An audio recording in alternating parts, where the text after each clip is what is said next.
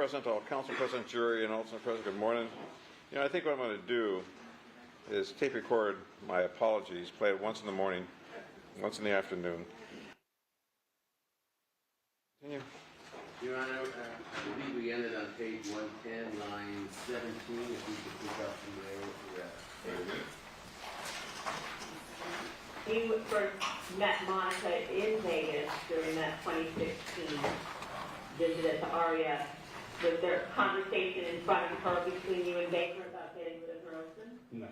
Was there conversation from her about how she didn't love her husband, didn't like her husband, wanted his money? I would hear that from Baker, that conversation from Baker, not from Monica at all. So did you hear her say anything while you were in Vegas about her husband at all? No. Did Al, who's the person that told you that Monica and Baker had been arrested for this murder? Who did that come from initially? I know you said you heard it from various sources, including Al. Birdsong told me they've been arrested. He reached out to you? Yes. And told you what? Said I was arrested. Did he tell you Monica was arrested too? Yes. He said both of them were arrested.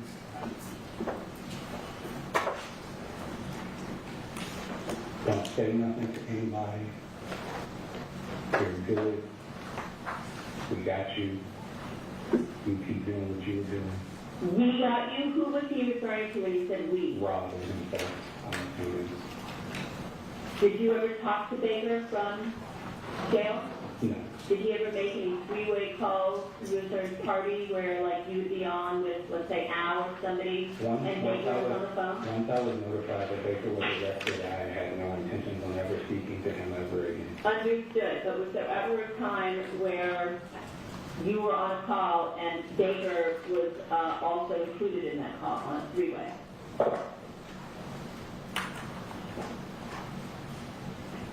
From jail. Have you ever talked to Baker since he was arrested? I remember talking to him before he was arrested. After? I might have talked to him once via a three-way call. With who else on the phone? Mr. Birdsong. How many times? Once? More than once?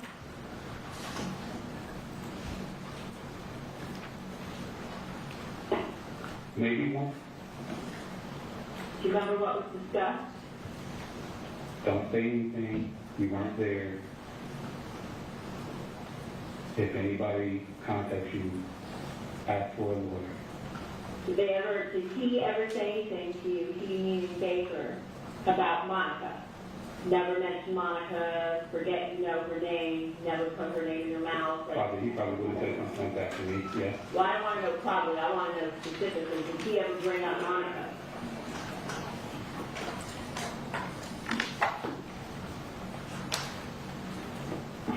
I'm thinking.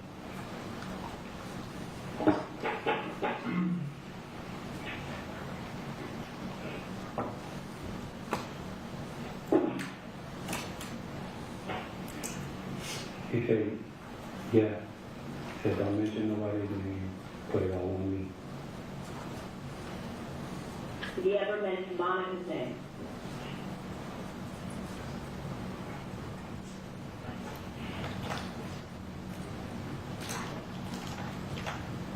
He didn't say anything. He said, don't mention her. Don't mention her. Don't mention her. Don't bring anything up. If anybody knocks on your door, you close the door and you ask for an attorney. Did he ever tell you or discuss with you that there was a protocol? The word protocol ever come up? Yeah. What did he say about a protocol? We get a passport when we're ready to leave. Don't get fined. Dump your phone, get a passport for what? Passport. A passport. And this protocol was to come into play at what point? If I was ever picked up. Well, if you were picked up, that would be too late, right? Like, I don't you know, know.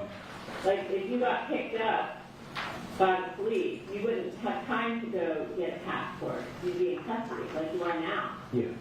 So, when was this protocol supposed to come into play? Was this something you were supposed to do after the murder? Yes.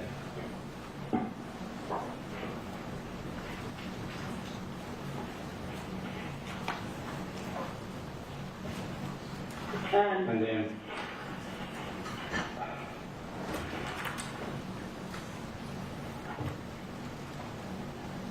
yeah, after he was arrested, Birdsong was telling me, he would check in on me from time to time. And he would tell me, keep doing what you're doing. You're good. You have nothing to do with this. Don't worry about it. Did you ever have any three-way phone calls with Baker, Al, Monica, or anybody else to this guy, showing you, this is Exhibit 5, it's playing Howard Lynch?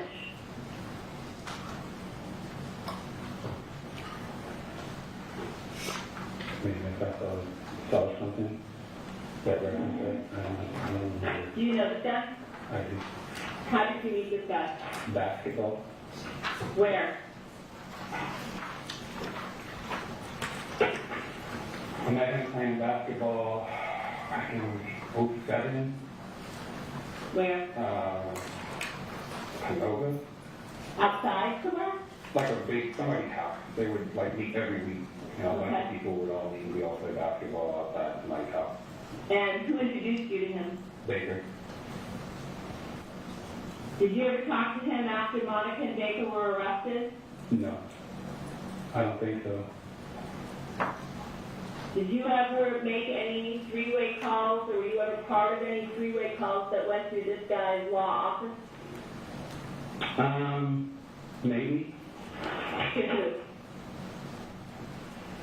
Like, are you asking if I made the 3-way call, or what, did I pick up the phone? 3-way call was on it. Did you pick up? I probably picked up, and, you know, it was, probably Birdsong and Baker. Together? Yeah, From after Baker was arrested in jail? I think so. Yeah. How many times? You know the two secretaries that would put together the three-way calls besides No. Linda? You know, either the women that work in his office? No. How many times have you met this guy? Basketball, a lot. Like probably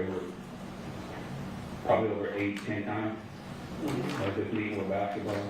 Prior to all of this, Mm-hmm. that's how I know. In 2007. Like about 2007. How about April? Do you know Baker's sister, April?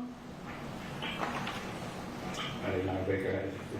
Well, do you know a woman named April that's related to Baker somehow? Have you ever received any phone calls from someone named April?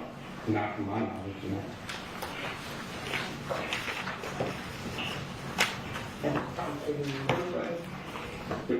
They gave you, well, was it, Baker or Birdsong kind of gave you a plan, right? Have your passport, to be ready to go, is that right? Yes, they told me that after everything.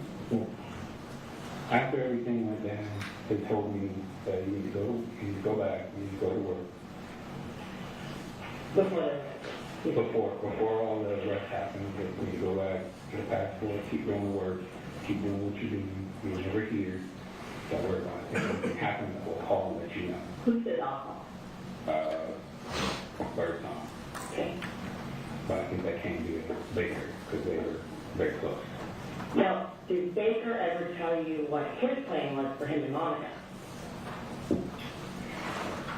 Like, what were they going to do now that it was over?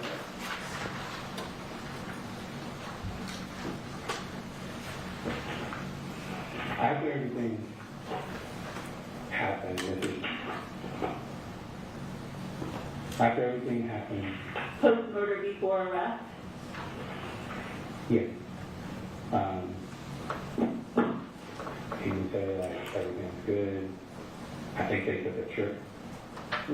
My other uncle called me, said, I'm seeing you see Baker down here bike week. I was like, oh, okay. Bike week? Bike week, yes. Where? Myrtle Beach. Who's your uncle?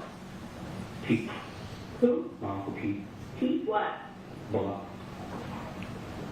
Did Baker ever tell you that? I'm trying to get Okay. there. I don't want to lie. So I'm trying to. No, it helps you go in order, we can always go out of order. Go ahead. So we chilling at, each other, with some girl. I was like, oh, okay, that's good. But I didn't want him to even worry about that. Him being, My Uncle Keith. And then your uncle? yeah, biological. Biological uncle. Apologies. No worries. They was the bike week. I talked to Baker in the form of like, are you okay? The phone message Be a phone call like that. while you're there, I would call people to check in, and that's what I did. I followed. regular phone or burner phone? I think it was a better time. So I'm good, everything's good. I was like, when everything is settled, I'm gonna send for you. If you get this money, I'm gonna send for you. Meaning, pull me out of Alaska. He said when was he going to do this? When Monica got her settlement, What settlement? her insurance money, however that works.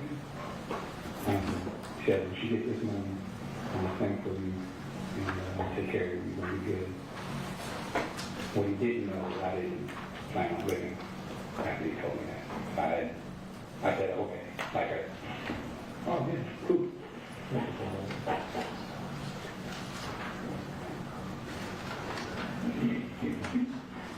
And then, the reason he told me to get a passport, so we would go to Europe or Mexico somewhere, we don't live out there. It's my understanding via the context of how he said it. So if he wanted me to live with him, and him and Monica were going to go live in another country somewhere. Your understanding was their plan was to leave the country. Immediately. I think that's why he wanted me to get a passport so fast. Immediately after what? She got her settlement. Did he ever tell you, or did she ever say anything? He mentioned that she's gonna be working really. And so when that comes through, be ready and have a bag packed. Did he ever say anything like that in front of Monica to you? I don't know. I don't know if he said anything like that to her in front of her. He told me that to be at home. Okay. Huh? No, I was thinking about something.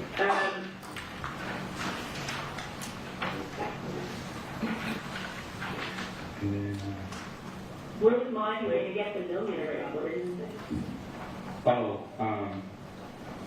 after he had told me all that, I didn't, like I said, I did what he asked. I just checked on him periodically. Are you okay?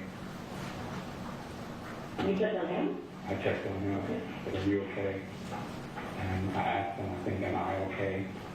Via phone. I want to show you this. It's a communication. Is this a instant message, Facebook instant message exhibit 4 between you and Baker? Is this the kind of thing you're talking about? Or are you saying you good?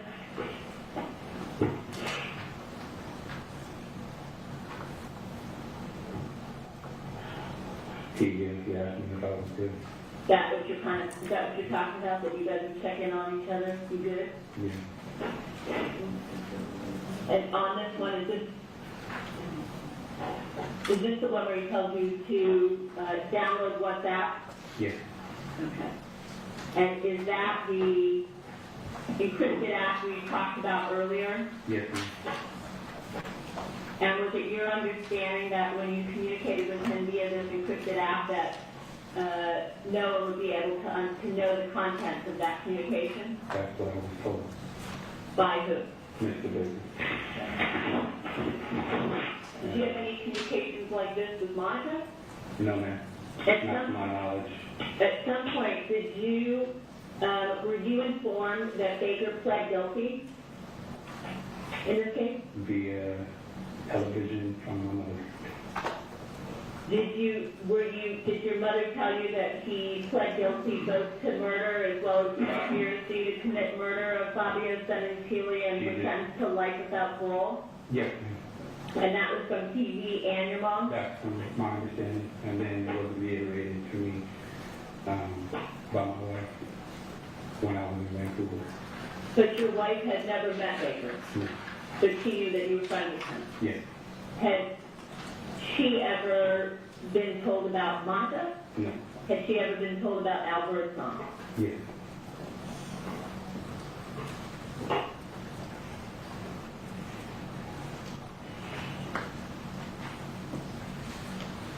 When you and Baker would check on each other and say, hey, you good? What did that mean to you?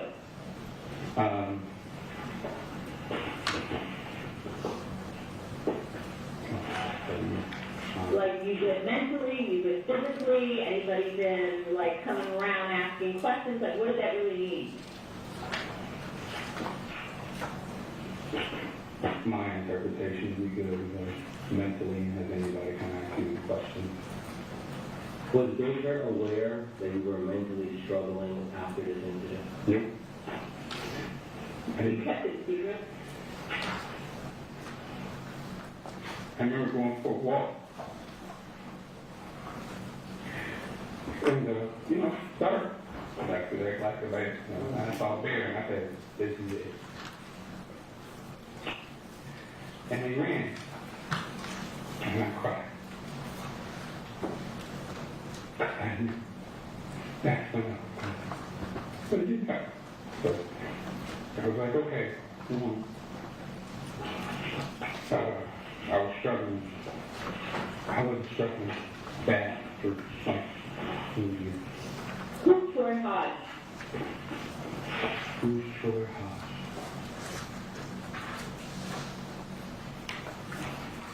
Looks like maybe somebody you were communicating with while you were in Vegas in July of 2016? Does that ring a bell?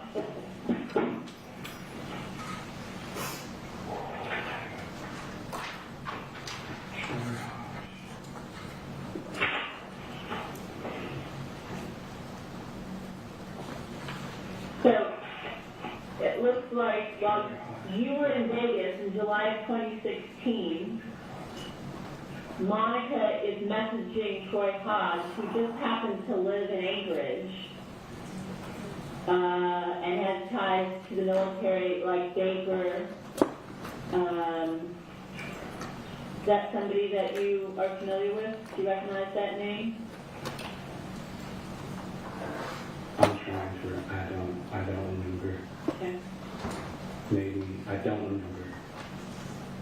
Do you have a photo Of conversation or... Not at this time. Did were you ever on a third three-way call with Monica and Al? I don't remember that. Were you aware that Monica and Al were tight, or that they were in communication? I assumed that they were because of how everything was formulated. Why do you do that? Because if Baker was going to bring anybody to talk to her, it would probably be Birdsong. Okay, Not but me. did Al ever mention, I spoke to Monica, Monica's in jail right now, that Baker's going to take the fall from her, or anything like that? Yeah. What did Al say about that? He said Baker's going to, he said, don't worry about everything. Baker's going to do anything. You have nothing to worry about. And all this is going to work out. But did he ever say anything about Monica? Yeah, but she's trying to say she didn't have anything to do with it. Or something like that? Yeah. Did he ever say anything else about Monica?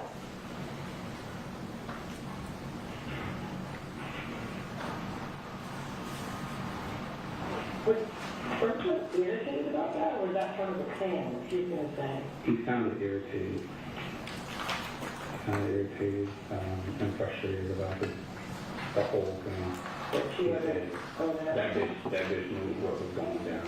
Who said that? Birdsong. Birdsong said that bitch knew what was going down? Yes, ma'am.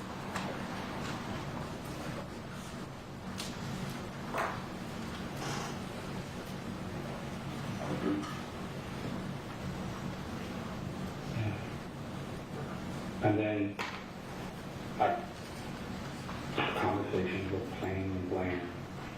He never brought it up. Who? Birdsong.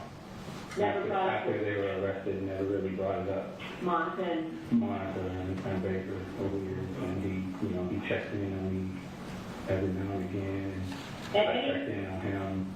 anytime before or after the murder, did anybody bring up the fact that Fabio had children? Yeah, Baker did. What did he say about that?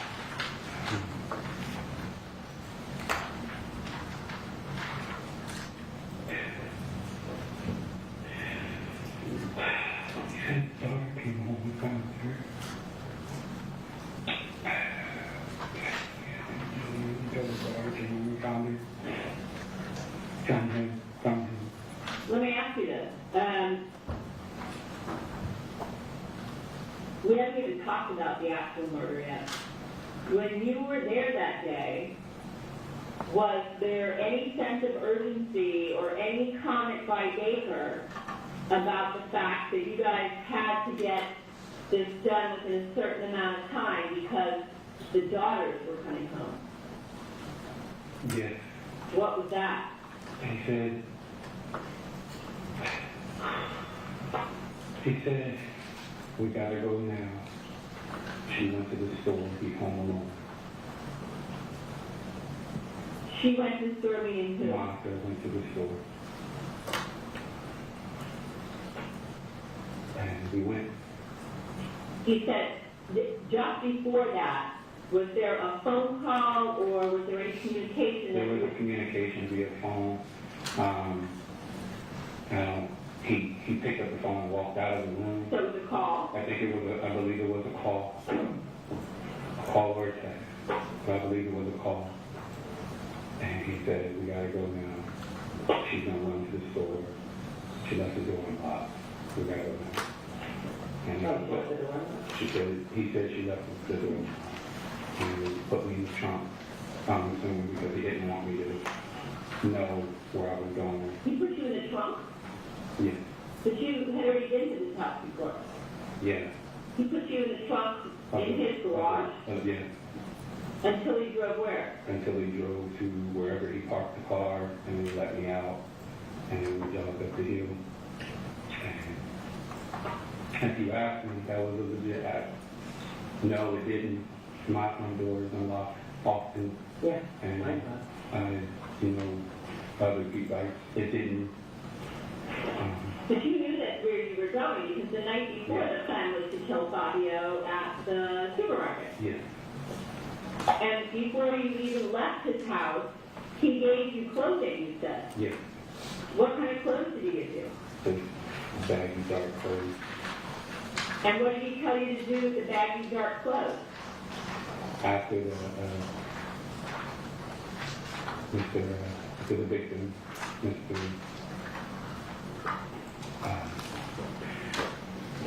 After he was killed,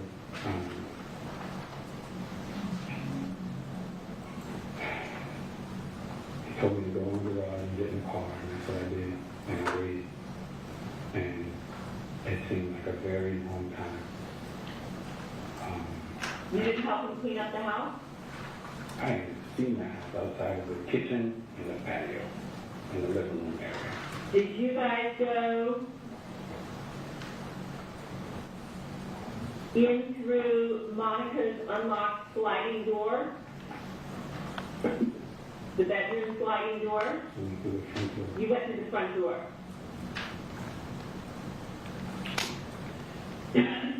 And you drove to the house in a what? So we was rental car? Did Baker ever tell you where he got the rental vehicle from? No. And you never asked questions about where the rental vehicle comes from? Oh, well, I saw it in a Friday. When you saw it? We did a rental, kind of like, had little stickers. So you saw Enterprise on the car? I think it was, yeah, somewhere. And who drove the car to somewhere near the crime scene where you guys got out and jogged up? Baker. Okay. Is it none? Baker drove the car to the crime scene, and then he took the Porsche. That's a rental? Something like that? Yeah, I believe that's it. You drove that vehicle. So after you left the crime scene, we'll go back to the crime, but after you left the crime scene, Baker, you said, dropped you off somewhere near a tunnel? Yeah, And how far was that from the house, from the crime scene? maybe 3 minutes. 3 minutes away? He was driving quickly. Did he say anything to you about shit, we just, or, oops, He said, one of the daughters? no, I don't think so. Meaning, do you recall if you passed someone that he noted, like, it would have been coming home if you passed them? I had my head down. He told me to put my head Did you down. What did he say? He said shit. That's what he said. That's all he said? Yeah. Is this what you're talking about, a tunnel showing you in Exhibit 10? Yeah. That kind of tunnel? Yeah. Okay.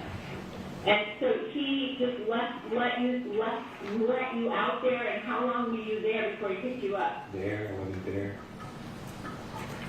I ran. I wasn't there. I didn't, you said. He dropped you off. You just dropped me off and I ran And then where did he pick you up? on the main street.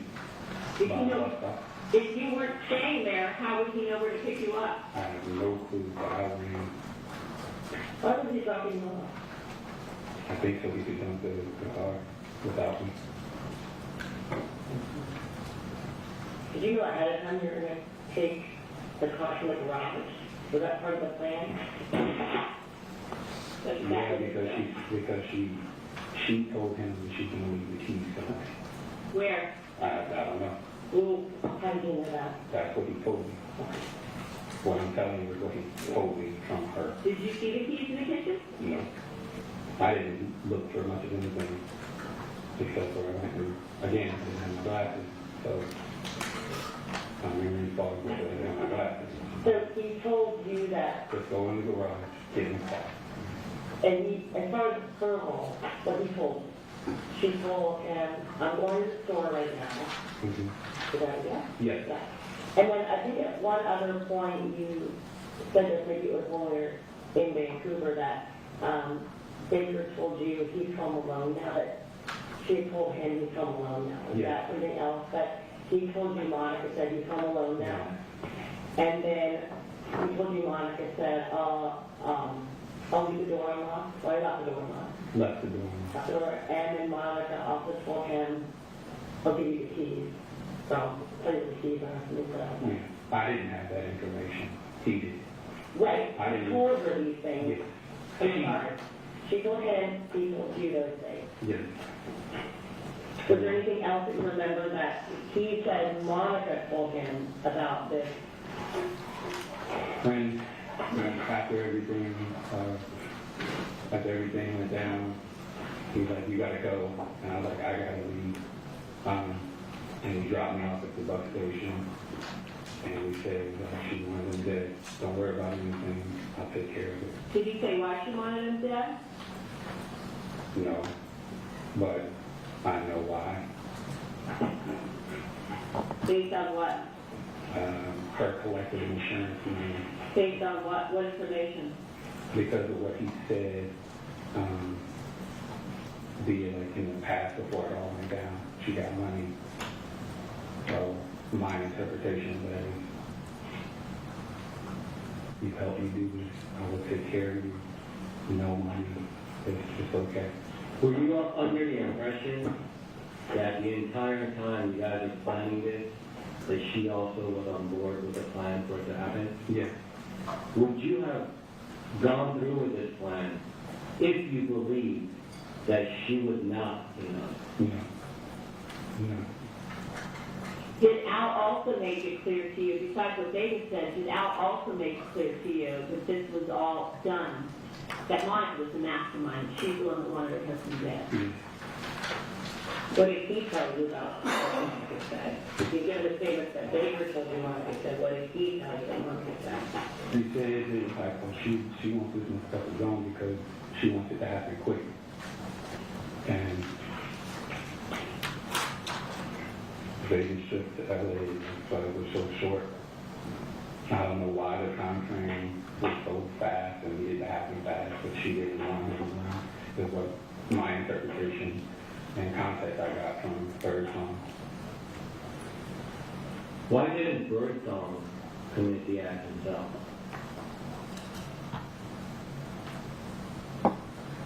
Was there ever any discussion about why he would not do it, or why Baker would not do it initially?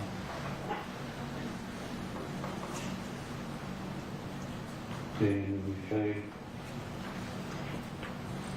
Were you expecting to get any money from Monica? no, So what was supposed to be, like you were telling us before, the payoff, $30,000 to $40,000 to $50,000, where was that money supposed to come from? Baker, And where was Baker's money, because he had none, where was his money supposed to come from? Monica. So in turn, really, Baker was going to get money from Monica's life insurance payout to then pay you. That's how I understood it. Is that what he told you? Yes, So he was planning on getting the insurance money from Monica to then pay you. yes, Did you also, was the plan also for Mr. Birdsong to get paid as well for his role? I would assume so, considering they talk more than they talk to me. Well, you don't know about that. Not to my knowledge, but I heard. And Baker wasn't Birdsong wasn't in LA. Not to my knowledge. Did you meet up with somebody by the name of Shane or Lashane Holmes again when you came to LA for this murder? I don't recall. How about a guy named Antranik Manassian? No, Did you ever see Baker's roommate when you were in LA that time for the murder? not that I can recall. I heard him, but I didn't see him. How about Donald Duckett? Is that a name you're familiar with? No, Okay. What about Tyrone Clark? no, How about a Janine Eiley or Ely? no, How about Roger Brown? no. You don't know Roger Brown? The picture? Did you ever go to an apartment in Glendale where Baker introduced you to Arizona? somebody? Glendale, California. 20 minutes, half hour.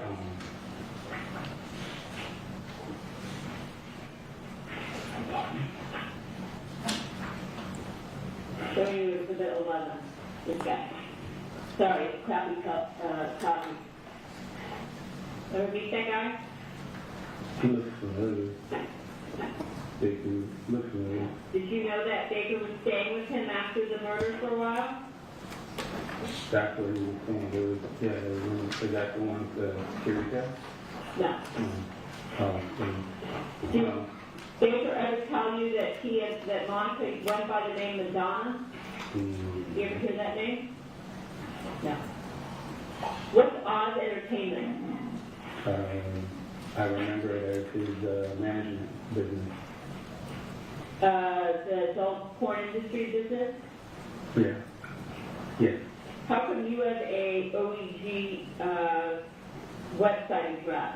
He set that up when I was working for him. I would get on the internet and he would ask me to just look for models who wanted to get into the industry and send them a generic email that he had cooked up, and then they would come to the office at the time. So why does Chloe have one? I think that was set up. By who? Oh, we have an OEG account? Uh-huh. Probably set up by him. I didn't know that.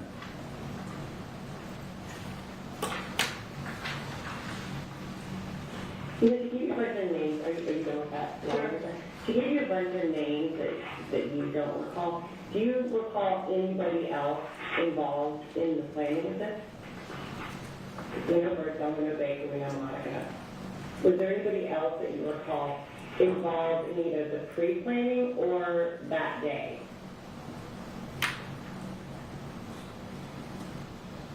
I would have to see pictures. I don't really remember like a whole lot of names. Well, Because sometimes the names are fake.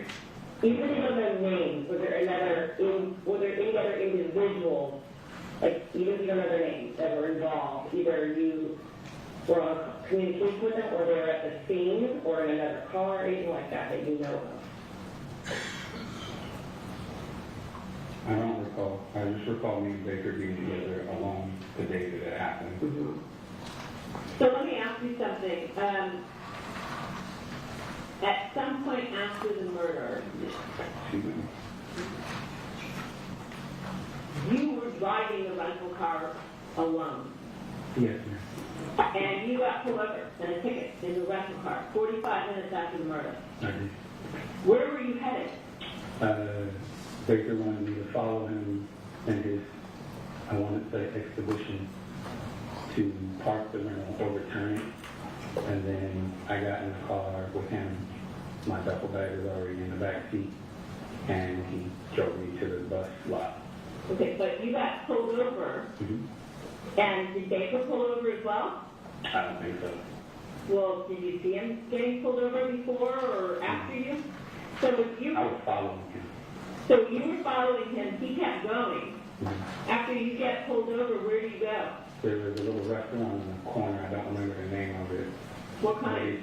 Like a diner type spot. On what street? Whatever the street off of Independence to the left is. So you come out of where his apartment was and you make a left. Like Vanilla? Yes. So you catch up with Baker at some point, I'm assuming, after you He get pulled parked over. here. He had parked his park. He told me to meet him and said, we're going to the little restaurant. So when you got to the little restaurant, was the two of you planning on eating there? Not to my knowledge. So you were just meeting? It was like dusk. It was like getting dark. So you were just planning to meet there at the time? And yes, And what happens once you meet Baker there after you've now been ticketed in the rental vehicle? That was he drives me to the bus depot, I think. the Van Nuys Flyway? Yes. Why? He said, you gotta go. Because And your ticket. Because of the fact that you got the ticket? No, I think because of the murder happened, he wanted me gone. But you guys, so then he I didn't say. right, but you were planning on staying for the 24th. Your ticket was for the 24th. The He next takes one. you, right, he Yeah. takes you to the bus depot. Mm-hmm. You take the shuttle to LAX. Yes. You pay money at the counter to change your ticket from the next day to that night so you can fly back to Anchorage. Yes. Where's your cell phone during all of this? I left my cell phone. Where? It fell out of my pocket. Where did you leave it?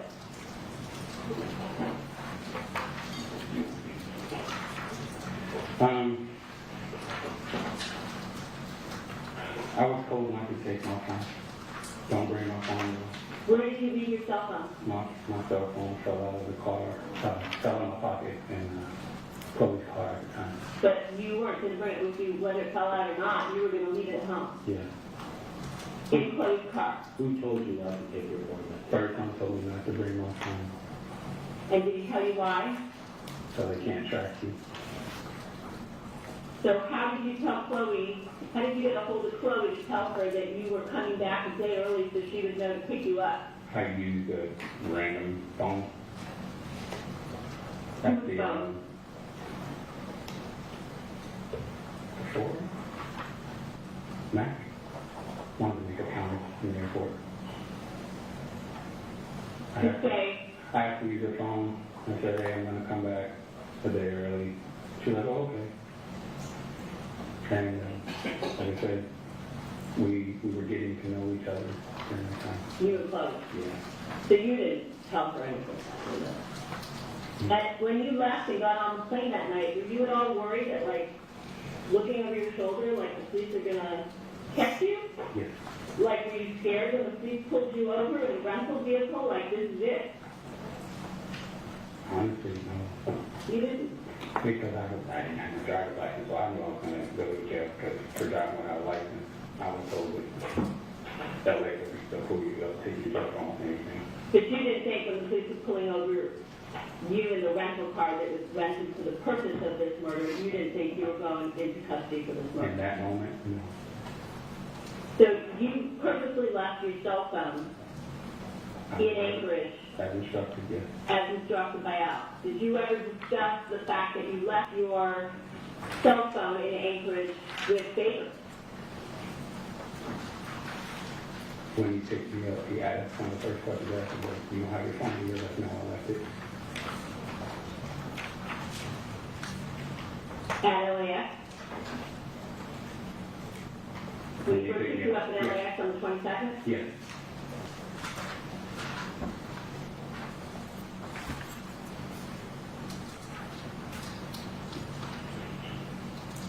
What did, how did Baker describe his relationship with Monica?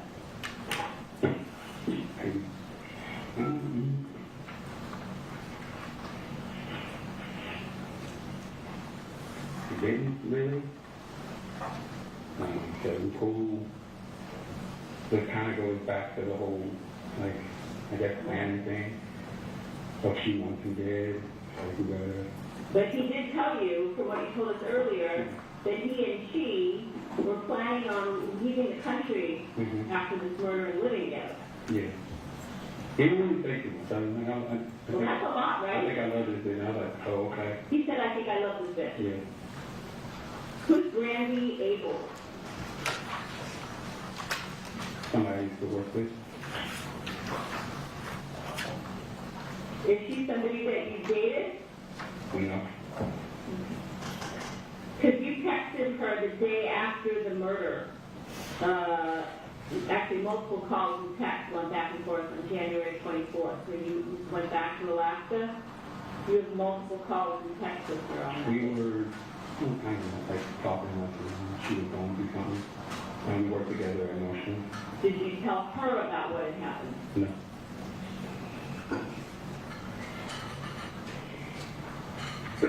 I just, after, you knew that I'm going back, just because I'm kind of thinking linear, but after you first laid eyes, I remember on Monica in Vegas, you get back, right, and you Birdsong and Baker talk about Monica, they're talking about her husband and Birdsong telling you ways that you could do it. You're starting to realize now they're involving you in a potential plan, and that started in Vegas, right? Yeah.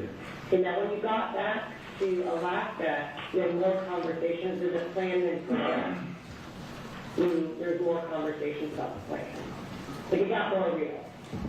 Just that when she got the money, they were going to leave the country. And I remember hearing words like, we're going to be set, they're going to be good. What about her daughters? Was there any conversation about what she was going to do with her two young daughters? No.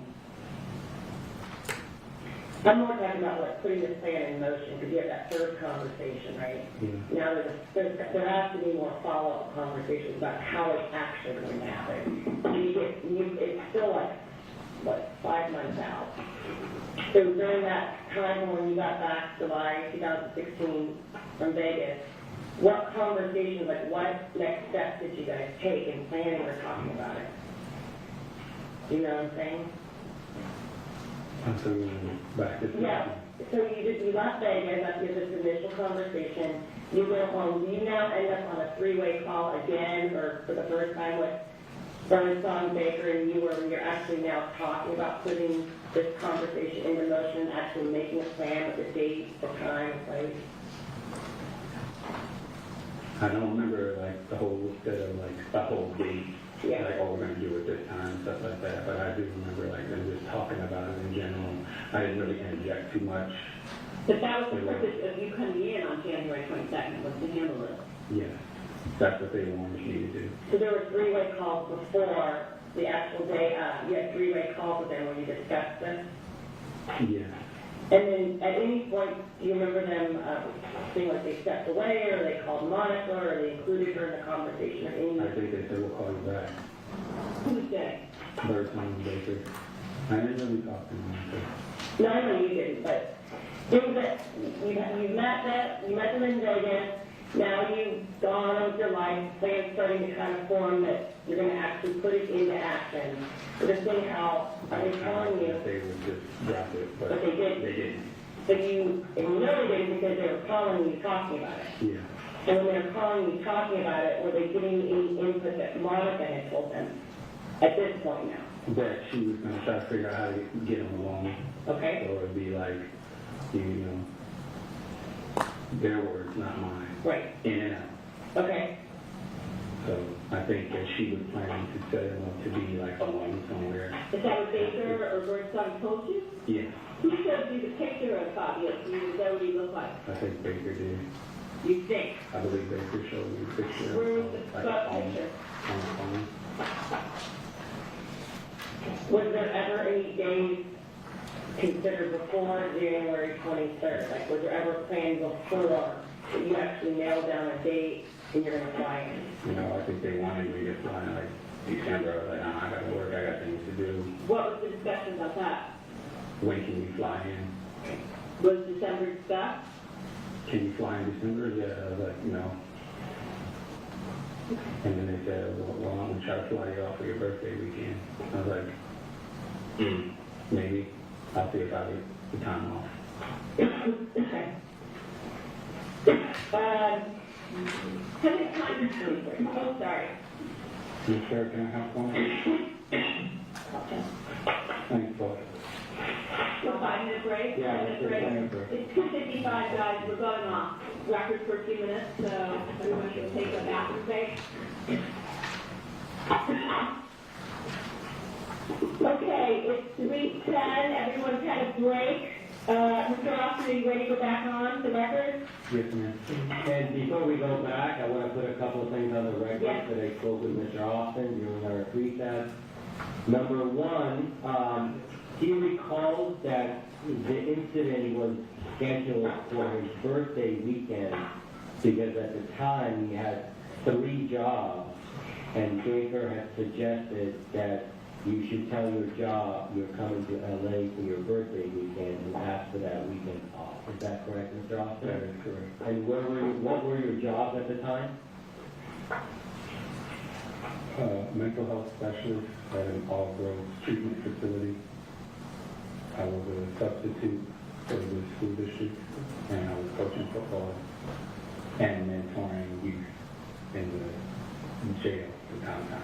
So Baker wanted you to take off from your 3 jobs to come in to perform this job, killing Fabio Sementilli when? My birthday weekend, the weekend of my birthday, Which would have been, the 20th of January. The next thing I wanted to clear up is that this person Shane that you asked about, yes. go ahead, Mr. Austin, explain who you think Shane is or what his... I think Shane possible, his name comes up because I believe that's somebody who either Baker or Mr. Birdsong knew to try to do it with me. How do you know that? Because they had mentioned it, like he lived in the area, and so he knew like he would know how to like maneuver after if everything went down. And he wanted me to go to him, but I don't know what came of that. Did his name come up? The name Yeah, Shane? the name Shane. By both Baker and Birdsong? I think just Baker. Baker. And when did Baker discuss with you this guy named Shane, who might be the second person to go with you? It was one of those three where I kind of mentioned it, but like I didn't know who it was. Again, Yeah. was that in person, or was that a conversation that took place by phone between you and Baker?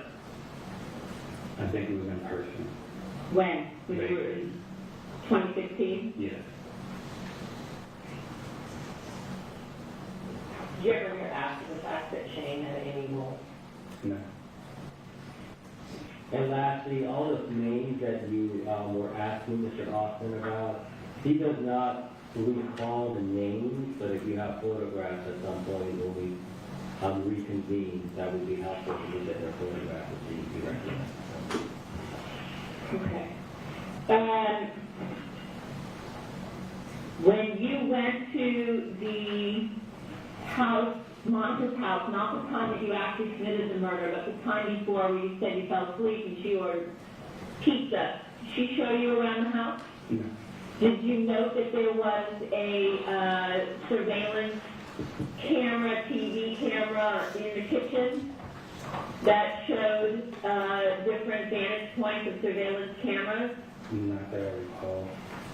Was there any conversation on the day of the murder, January 23rd, about removing the DVR box from the house, which was situated in the garage, in order to take any evidence of the two of you and Baker being caught on that box? No conversation. But as I stated, when I got in the car, I just kind of waited for him, and I was like I said, I'm in shock. Everything happened so fast, and I remember him saying, like, I had to get some stuff. Did you see him in the garage unpacking the DVR box? Yeah. Tell me about that. I mean, again, if I can, I'm in the car and kind of like panting, stuff, I'm like looking around, and he's over there in the corner doing something, and I'm like just looking around, and now I'm listening, I don't know what's happening, and then he comes in with his stuff.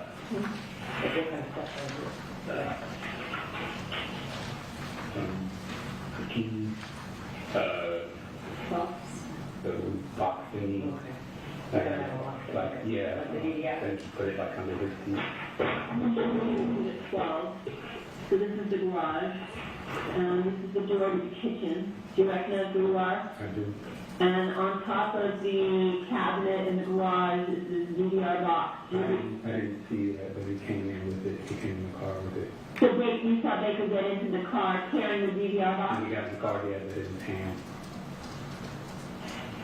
Did you ask him about it? Nope. So it sounds like you didn't ask any questions about anything. You just went along with whatever. Is that right? Yes.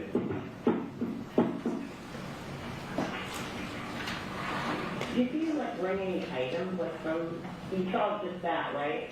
But did you say about the bedrooms or going to the house or making it look like a robbery, anything like that? He said I had to make it look like a robbery. Did you help him do that? No, ma'am. Did Birdsong ever, in your conversation, say or coach that There's should no be done? Baker like you can't just go in and just do that. Were you there when Al was telling Baker this stuff? Just to go with the phone over the phone. When were you on? Not that we were. To make it look like a robbery? Yes. Is that what you said? Yes.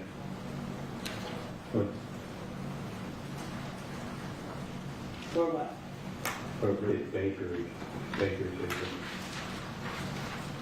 They agreed to that. Yes. They both agreed that, yeah, they had to make it look like a robbery. When you went to the house, you said Baker came to you and said that he had just talked to Monica or he had just communicated with Monica Where are you at? the day of the murder, and it was time to go, Okay. right? And you said you get into the trunk of the rental, you drive over there, he parks the vehicle, and then the two of you drive up to the house. Yeah. When you drive up to the house, what happens then? Baker opens the door. Front? Front door. Baker opens the front door. And I go in with them. Mm-hmm. And he creeps to the back door Where? by the patio. The one that's in the kitchen or the one that's in the family room area that looks out onto the backyard and the pool? Walking door and the patio is like right there, Pool, it's straight in front of you? almost like a slight angle. Mm-hmm. And then what? And Baker counts to 3. And we go out and rush and You Baker counted to 3 while you're in where? In the family room or in the kitchen? in kitchen, family room, in between.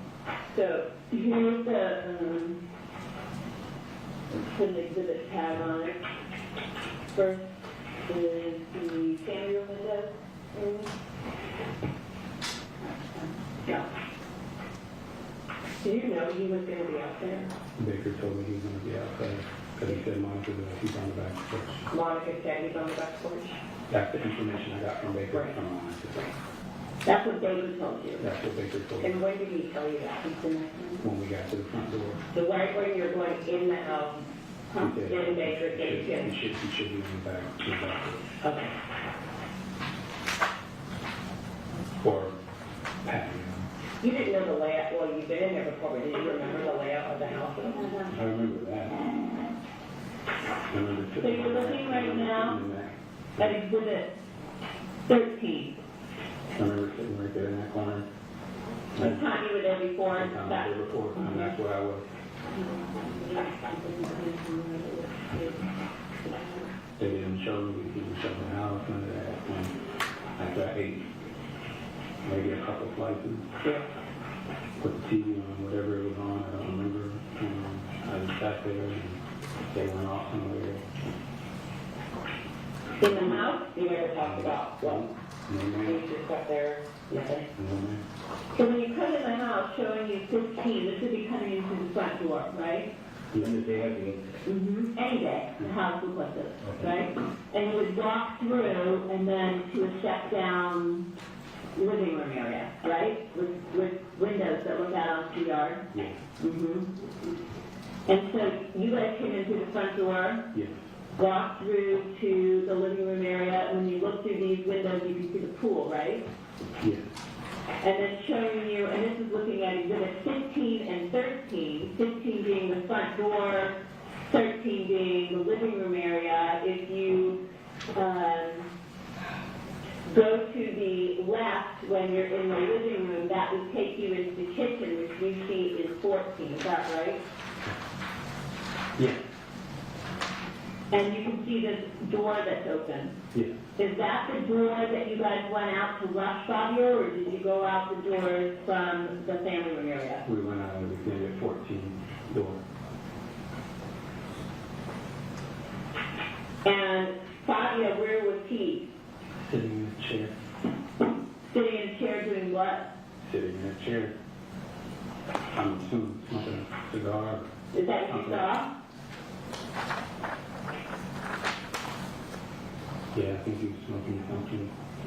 What do you say when you guys, when you walk out the door? Yeah. Showing you exhibit 16, this would be the door that you were talking about, and you come out onto the patio where Fabio was? Yeah. And was there also a television out there, a fire pit? I think so, yeah. Did you see Fabio smoking a cigar there? I think he was smoking a cigar there. I couldn't remember.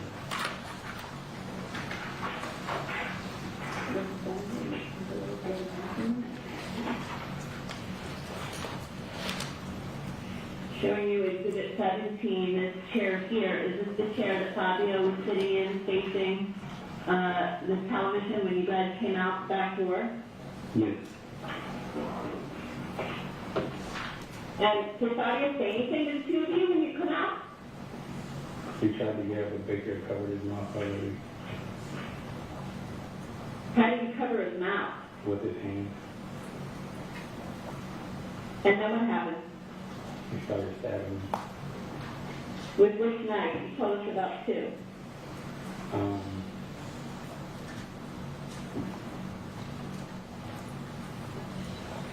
Sarah, you need a couple more. The folding knife. The folding knife? The one I bought. someone lost You can hold in Yeah, Yes, oh, ma'am. sorry. You're talking about the one with the red that folded in half? Yes, ma'am. And that would be the one that we see in Exhibit 6? Yes, ma'am. And then, did you also have knives? Yes, ma'am. And so there were 2 knives. Yes, ma'am. And what was the knife that you had? I think I had like some stuff like that into a case. That was the one you told us about that you also purchased at the That baker purchase. with One. you. Yes.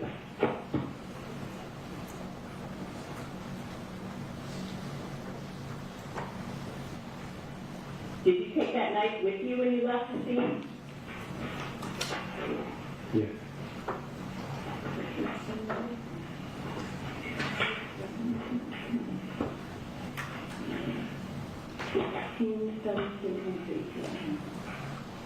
Showing you Exhibit 18.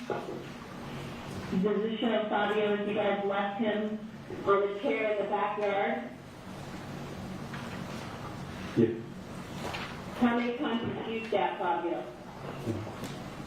Where? In the net. Did you say anything during any of this period of time? Fabio? Not one word. Did he try to scream? Yes. I mean, he's a big dude. Did he struggle? A little. Yeah. Did he seem to be shocked when he saw you and Baker come through the kitchen door? Yes. And then, did you take this, the knife, the hunting knife that you used to stab Fabio in the neck, did you take that knife with you when you left? Yes. What did you do with it?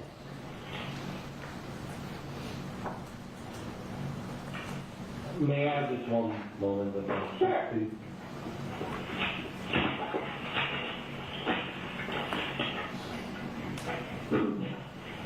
No, we're ready. We're ready. Go ahead. Yes. What did you do with it? I buried it Where? in a bush Where? in the neighborhood. Where? The best you can. Here in LA, back in the neighborhood that you were, when you got dropped off on foot, is that when you did it? Yes. Okay. So you, Still have it. so you had it in the Porsche when you guys drive away. Yes. Then Baker dropped you off near the tunnel. Yes. You start running.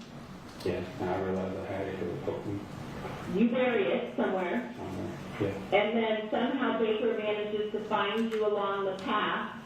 And you guys go where? Back to the apartment. No. He tells me to strip. And he Where? On the street? No. In the car. When he picked me up in the car, so we take off my clothes, and then I give it to him, and then he swings out somewhere and drops him off Drink by somewhere where? in the neighborhood or down to the road. Shoot. And then we go back to the apartment. And did you park the rental car in the underground parking garage? I think so, yeah. Yeah, we can parking garage. And does he say anything to you about who is taking care of jumping off the Porsche? No. Do you guys ever discuss where the Porsche is going to be left? No, ma'am. Did Baker ever tell you where he dumped the Porsche or who he had dumped the Porsche? No, ma'am.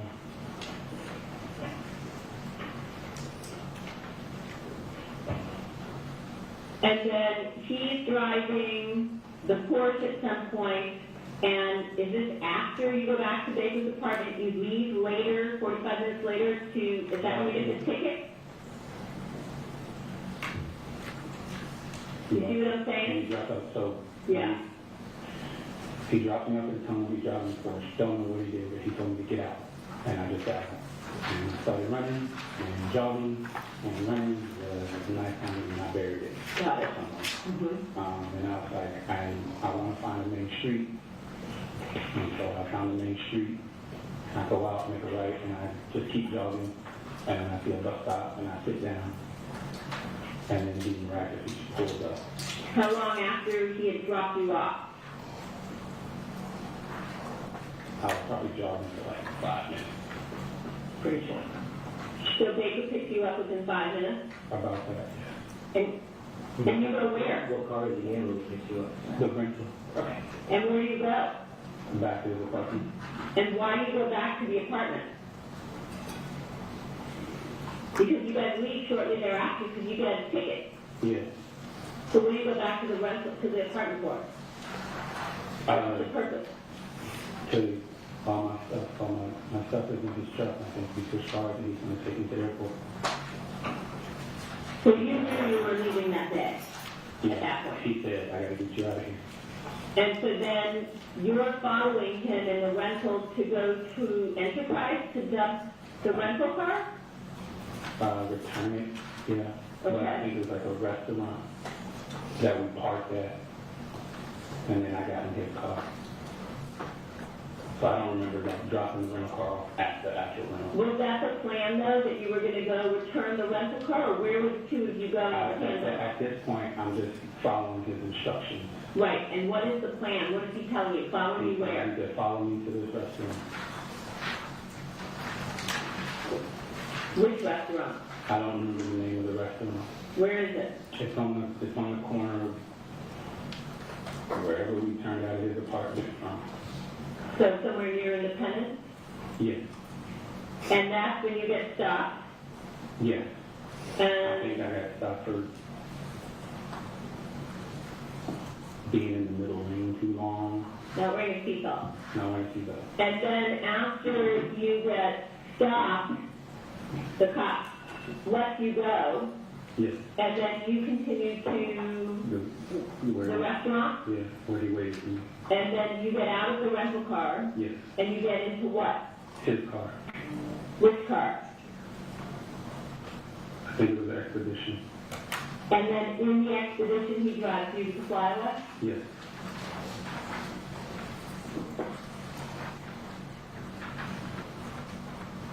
And the next time you talk to him is later that week, once you're back in Alaska? Yes.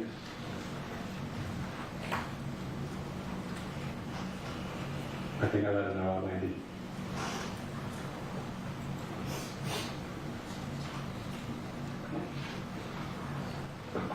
So anything anybody wants to ask? Was your son still in the car with him? Like, did Chloe pick you up and your son was still in the car? Mm-hmm. Okay, so is that how you got your phone back then? Mm-hmm. Okay. Yeah. Does Baker give you money in cash while you're still in LA for the Birdsong, or do you do the same song and dance where he puts money into his account and you withdraw it from using his ATM card from your Credit One account? He gave me a little cash. How much money does Baker give you I in think LA? he gave me like $60 to get a burn from him. In cash? Yeah. Before you even leave LA? I think so. When did he give you the gold coins? When he dropped me off at the bus station, I assumed it was from his collection. Did you know that Fabio collected gold coins? No, I did not. Did you go into the master bedroom at all to see what Baker was doing in the master bedroom? No, ma'am.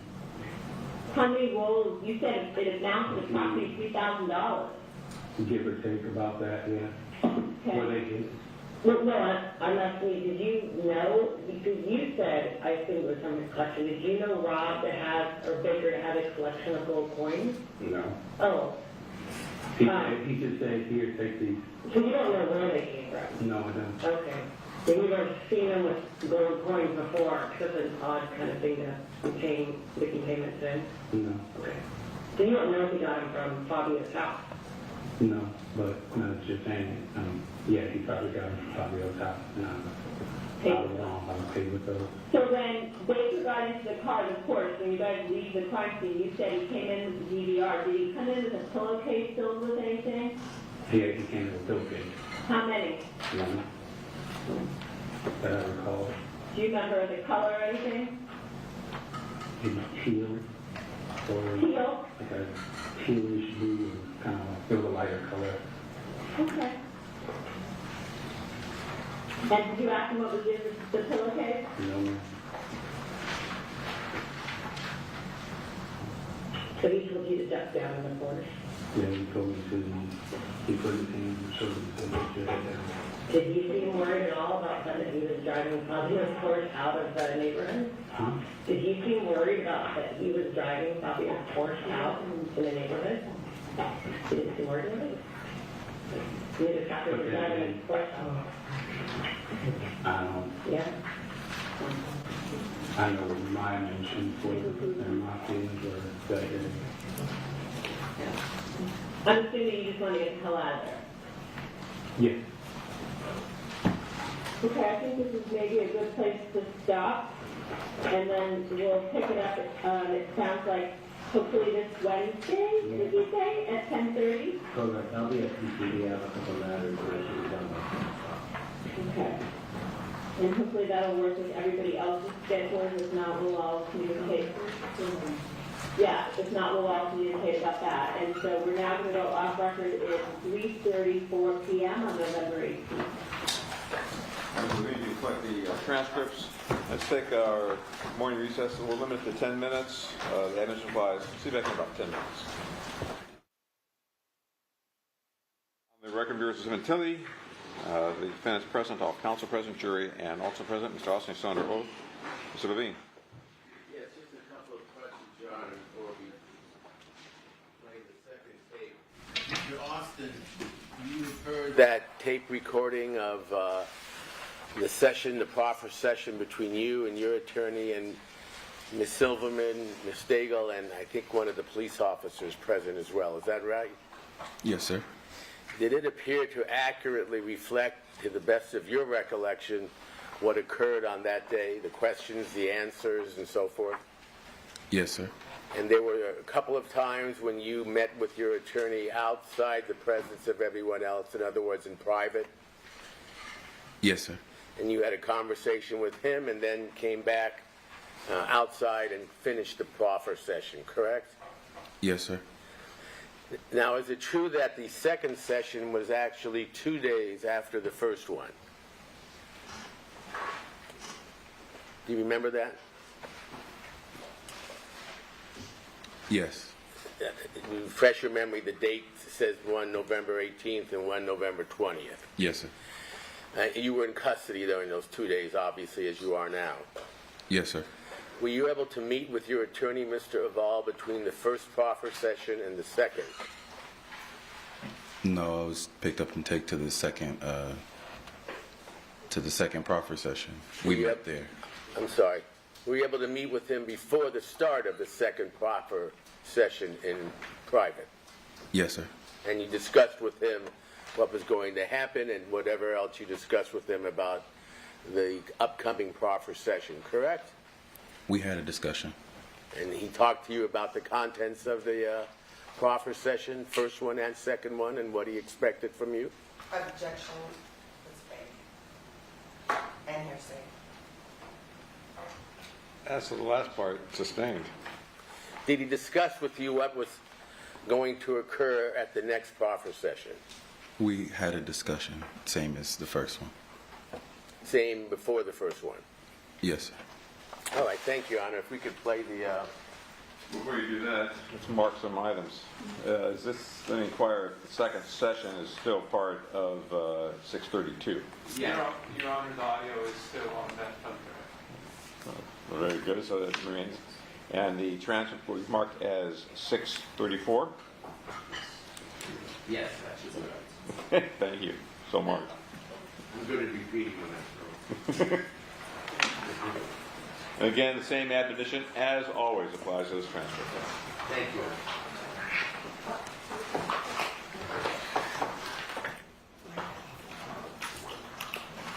Your Honor, may I approach? Yes, please.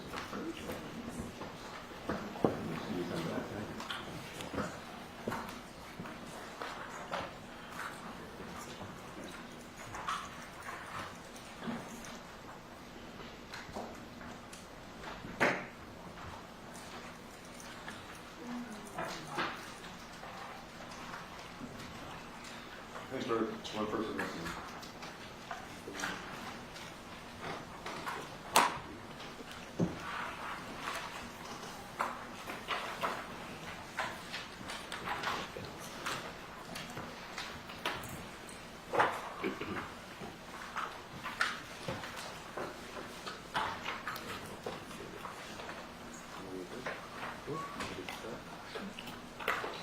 begin, Your Honor? Yes, please. Okay, it's 10:56 on the morning of Wednesday, November 20th. We're back at Robbery and Homicide Division this morning for part 2 of our proper interview with Mr. Christopher Austin, along with his attorney, Simon Aval, Detective Josh Byers, Detective Corey Farrell, VA Heather Stadel, myself, Beth Silverman. It's being recorded and transcribed by DA employee Sarah Mayhem and our paralegal Eileen Romero. And I want to start with, yesterday we had you sign a proper agreement. I basically, it's the same proper agreement that mentions that it's going to be held on the morning of November 18th, and of course this is November 20th, part 2, but on it says part 2. Did you have an opportunity to review all of this with your lawyer and sign it? Yes, ma'am. And do you have any questions of me or your lawyer that you want to discuss at this time regarding your proper, the second half of your proper today? No, ma'am. Okay. So I'm going to just jump around today and try and get some things clarified. Let's start with some photographs. I think yesterday we marked through 18. I'm going to show you now Exhibit 19. Do you recognize the 3 individuals in this photograph? You said yesterday, you mean the last, 2 days ago. Sorry, yes. Yes. It's been a little bit of a blur to see who's on the top. Do you recognize the 3 people there in Exhibit 19? Yes, I do. Can you tell me who those people are? Robert Baker, Monica, and Mr. Birdsong. Okay. You, Mr. Birdsong, he's the guy you all know as? Alfred Birdsong. Okay. And then,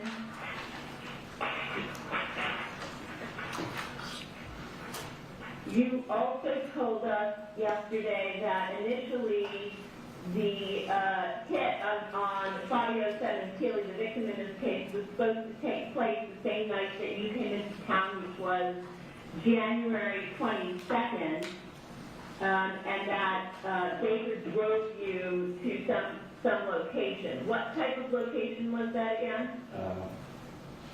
It was like a shopping center, like a food mart, and food nails.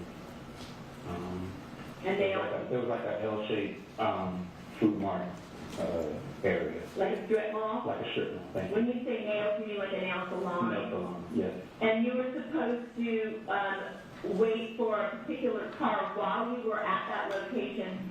Were you waiting with Baker somewhere? Yes. Where? On the other side, in like a back. So it was like a back parking lot area. He wanted me to get out.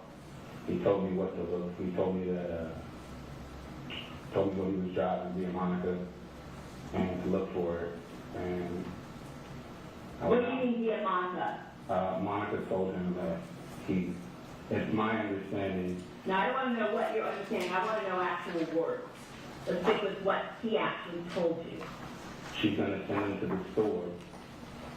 And she's going to send him to the store and we can get him there.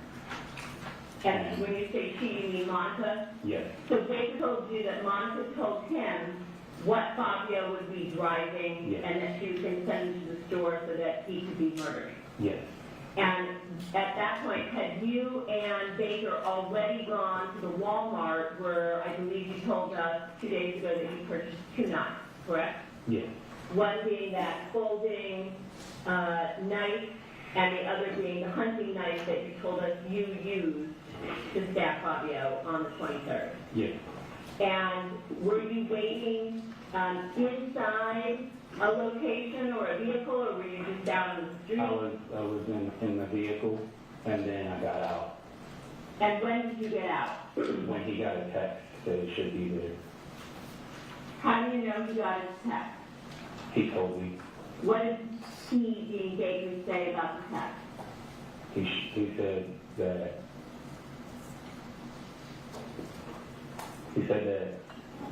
he should be there. go look. And did he tell you who he got a text from? Monica. Okay. So were you waiting in Baker's vehicle at that point? Mm-hmm. Is that yes? Yes. What kind of vehicle? I think it was rental. This would be the 22nd. I believe we took the rental. You think it was the rental that night?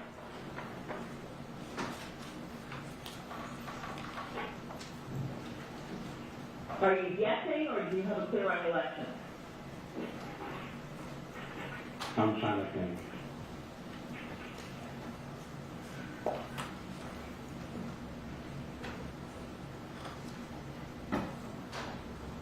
Because I want you to guess. If you're sure, then you can tell us. If you're not sure, you can say that too. I'm thinking. Okay, we'll come back to that while you think, in the back of your mind. Showing you Exhibit 20, do you recognize this location? I do. What is this location? That is where Mr. Baker was living at the time. This is where Robert Baker was living? Mm-hmm. Is this the parking garage? Yes. Do you recognize any vehicles in this picture? Yes. Which vehicles do you recognize? I recognize the black Expedition and a red Mustang. And did both of those vehicles belong to Baker? Yes. Were you told, you told us yesterday to look for a dark black or blue pickup that the victim was going to be driving. Is that right? Yes. Okay. Go ahead, if you don't mind. Just to refresh, can we, okay, can you tell us, like, I know we talked about it yesterday, but can you go through just kind of like when you got to the parking lot, like, step by step of things you remember, and then we can maybe ask, is that okay? Because I'm just trying to remember some details, like, what you remember is you got to the parking lot, and if you can just tell us what happened, like what you remember. You went, how they told you to go there, when you got there, what you saw, what you did, and then she can ask you the details of it. Is that okay? Just go step by step. Yeah. It was pretty late, so How late? maybe 9 or so. Okay. There wasn't a lot of cars in the parking lot. Okay.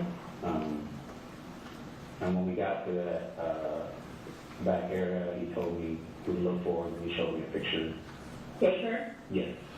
On his phone? Yes. Or printed On his out? phone. On his phone.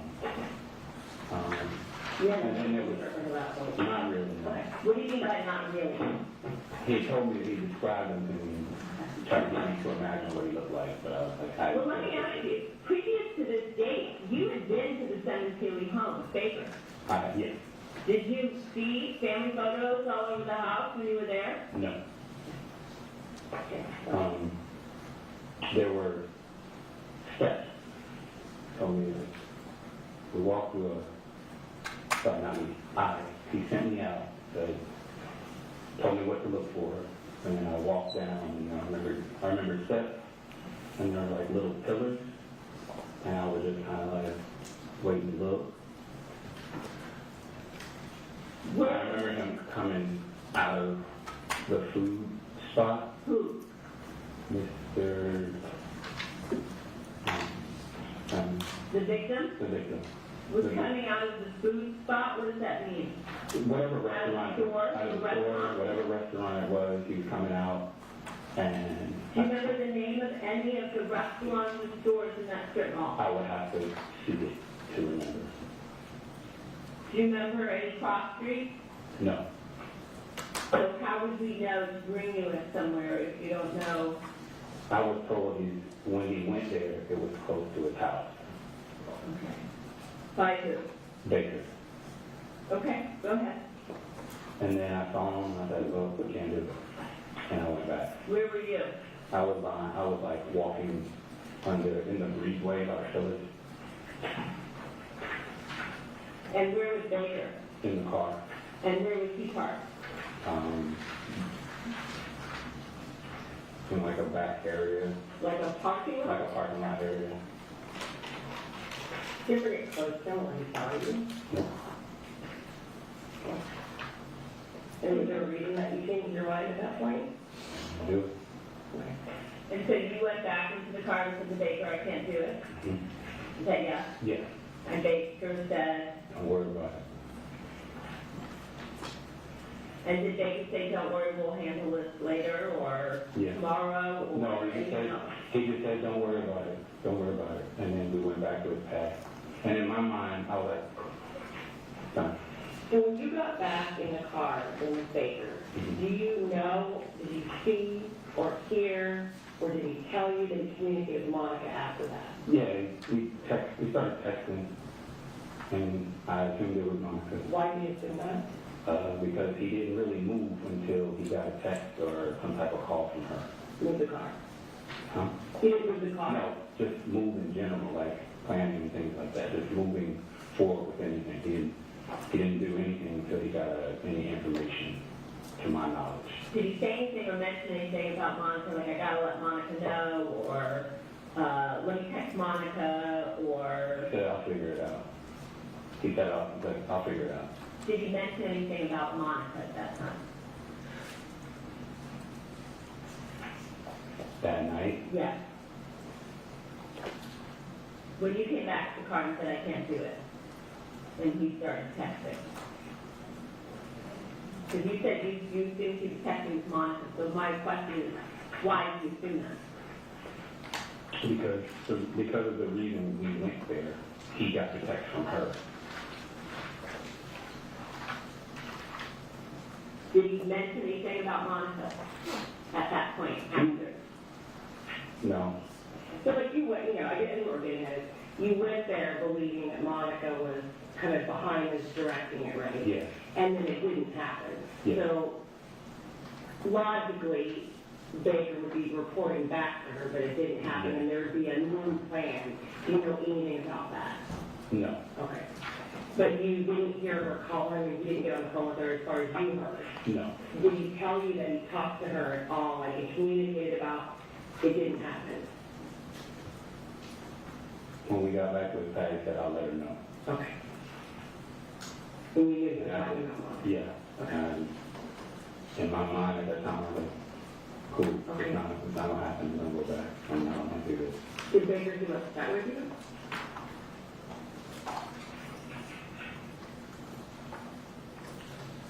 A little, but not really. And when you said I'll let her know, did you ever hear him like actually call her? No, Did he ever tell you that he ended up talking to her and did let her know? Did he tell you what happened or what she said or anything that happened after that? no, Okay. So he just said I'll let her know and that was it for the night? that was it. And then I went back to his pad and went to sleep. In terms of the vehicle showing you Exhibit 21, do you recognize that vehicle? Yeah, Whose vehicle is that? that's the big vehicle that I was supposed to look for. And did you actually see the vehicle somewhere on that night, on the January 22nd, when Baker was waiting in the back lot? Yeah, it was parked like, it was parked in the parking lot right in front of the restaurant. And we walked out, got in the car and drove off. Do you remember what kind of restaurant it was, if you don't remember the name? It might have been Chinese. Are you guessing? I am. Okay. Did he come out like carrying food like he's on you? Yeah, he got him like a little bag and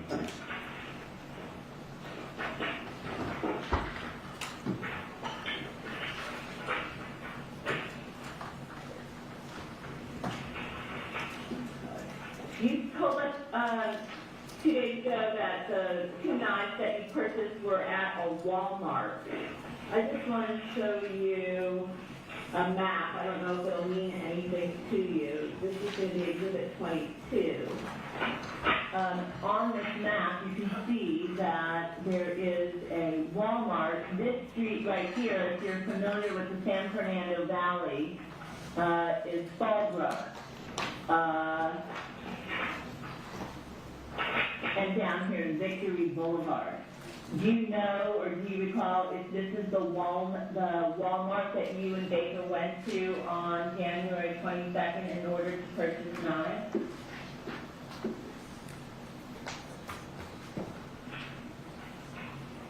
And again, you don't need to guess. If you don't know, you don't know.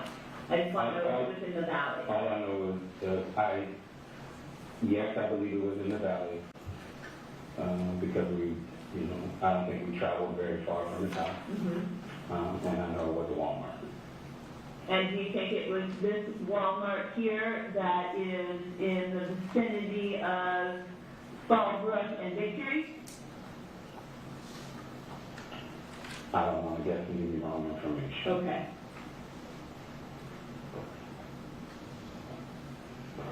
Do you guys buy anything in, either you or Baker, buy anything else in the Walmart other than the folding knife and the hunting knife? I don't remember.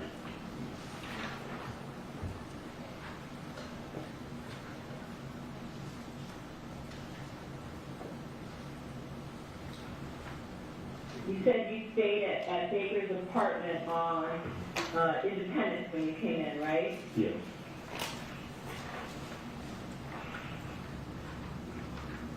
Showing you Exhibit 23. Do you recognize this location? Yes. What is that? That's the apartment where he was staying. That's the family room area Yes. downstairs. Showing you Exhibit 24. Do you recognize this location? Yes. What is that? That's the bedroom. Who's Baker's- bedroom? the Baker's bedroom. Where were you sleeping when you came to stay? I slept on one side of the bed, And Baker slept with you? on the other side, You slept in Baker's bedroom. yes. Showing you Exhibit 26. Thank you, sir. You recognize this?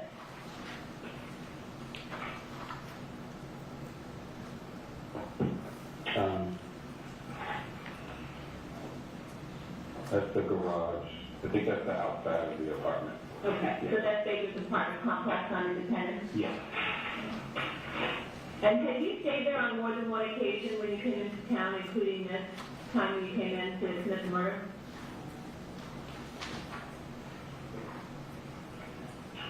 No, You'd only stayed there one time? that was my first time seeing that spot, actually. Okay. Yesterday you told us that you lived with Baker at, yeah. And again, anytime I say yesterday, I mean 2 days ago.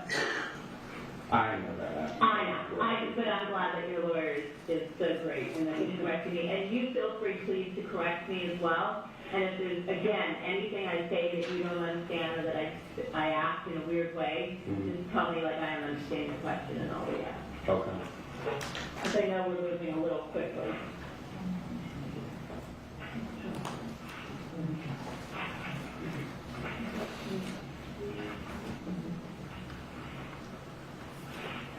I thought I had 24. Was the exterior?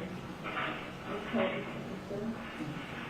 26. So, I'm sorry. So Baker's apartment, that's the exterior of the apartment. I'm going to mark that as 25, okay? Okay.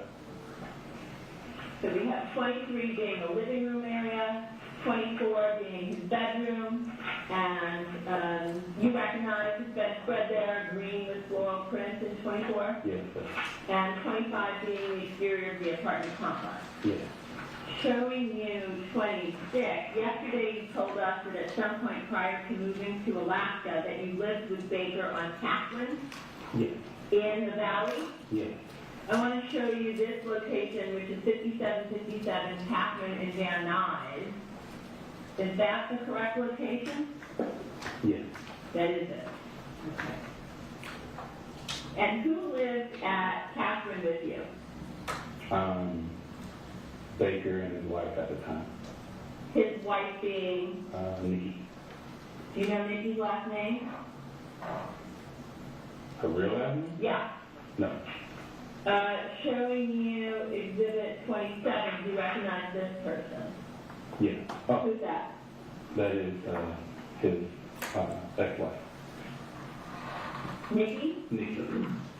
Have you ever heard the last name of Fairchild, or did you only know her by Nikki Baker? That was the name that she went by, but in my mind, she was Nikki Baker. When you say that name, you mean Fairchild? Fairchild. So Nikki Fairchild. you had heard that name before? Yes. But I don't want to say like, oh, yeah, that's her last name, and I don't really know if that's really her last name. That's just the name I've known her to be called, Nikki Fairchild or Nikki Baker. Got you. I want to show you another picture because you you said you also lived on, I think you said Kelvin? Is that right? With Baker and Nikki? Yes. Was it Kelvin or in Winnetka? In Winnetka, Yes. showing you Exhibit 28. You recognize this picture of the house. Yes. Is that a location that you also lived with Baker Yes. That is the last location I lived with Baker and Nikki? and Nikki. And what about Al? Al had moved to Vegas already. Did Al ever live at this location with you? No. Did Al ever live at the Catherine Avenue location with you? Yes. That's what's depicted in Exhibit 26. Yes.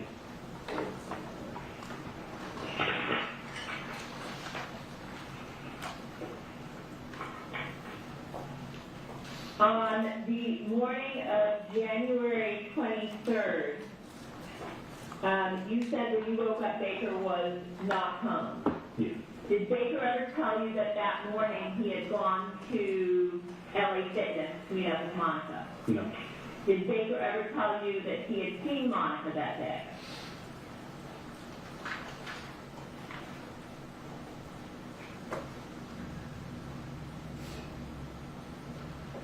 I'm thinking. Okay.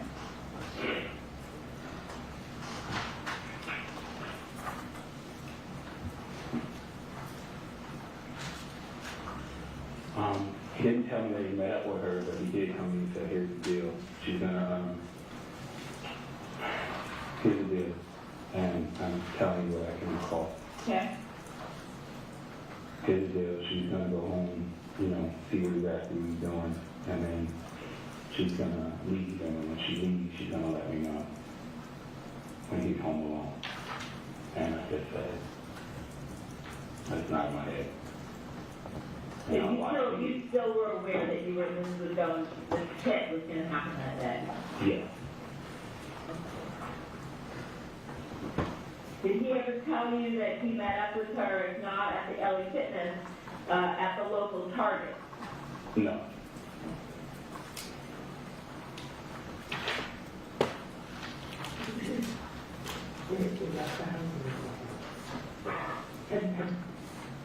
He's out with Baker and left the house.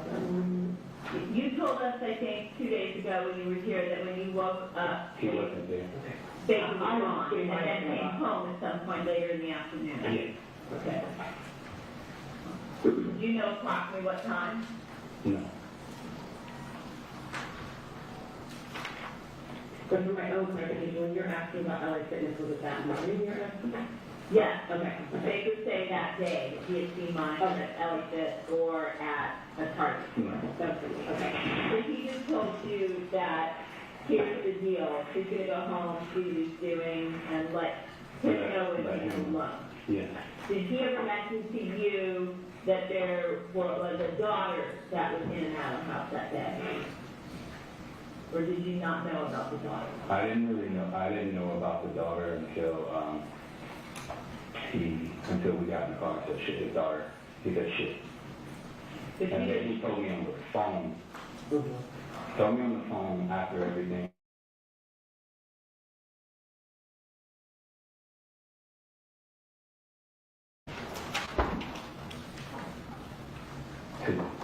Said his daughter came home.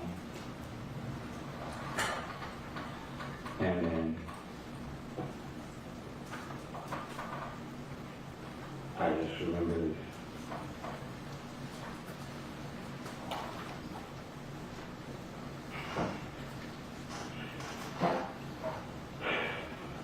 He said, don't trip.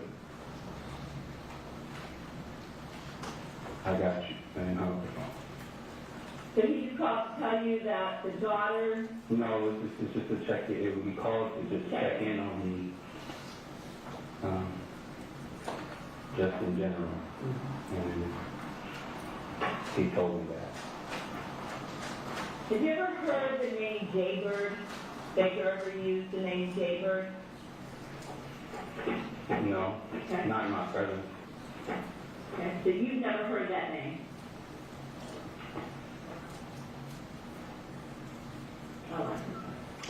You never put a name Taper. Not in my presence, no. Well, if you heard something, it would be in your presence, right? So Yeah. You're saying you've never heard that name. No. When Baker came home that morning or that afternoon or whatever it was during the 23rd, was he bleeding from anywhere at that time? Not that I noticed.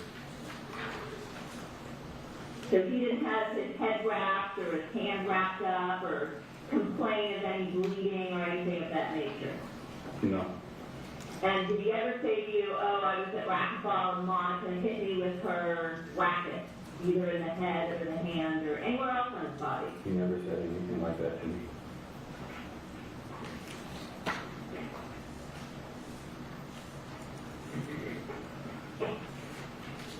I'll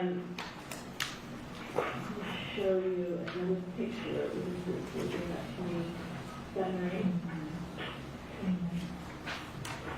Showing you 29. Do you recognize what you see here? Yes. And what area is that? I don't know the area. I just recognize the picture. What is it of? It's a picture of a black Porsche. And is that the victim's black Porsche? Yes. And would that be at the time when you and Baker are fleeing the scene after the murder? Yes.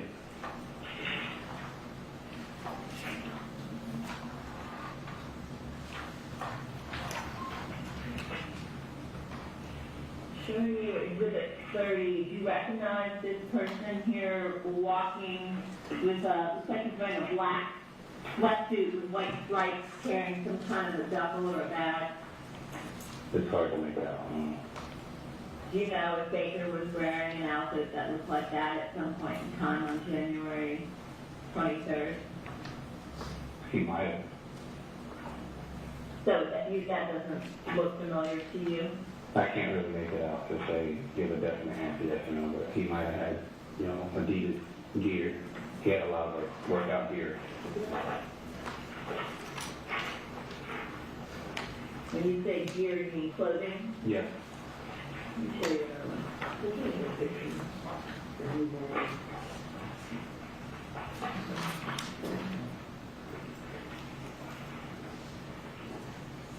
By the way, you also told us 2 days ago that Birdsong told you to get your passport ready in case you had to go somewhere. Did you in fact get a passport I did. after this murder? It was already in motion for me to get a passport, but yeah. Was it in motion because you knew that this in No. relation to this planning and No, crime? I just wanted to have my passport. My mom told me I need to get a passport, and I had the paperwork. I just never submitted it So you until got, after. showing you 31, probably this one's a little bit closer up than 30. That appears to be pictures of Baker in that same outfit. Yes. And do you recall him wearing that outfit at all on January 23rd, prior to changing into the hoodie, Yes. or not? Yes. So that does look familiar to you? Yes.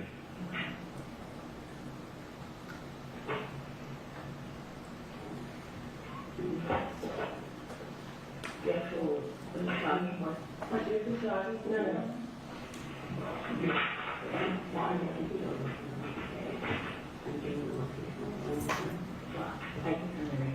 Do you know if Baker ever said anything about going near the crime scene location ahead of time, to block anything off, No.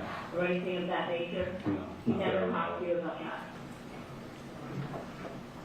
No. Showing you 32. Did you guys ever,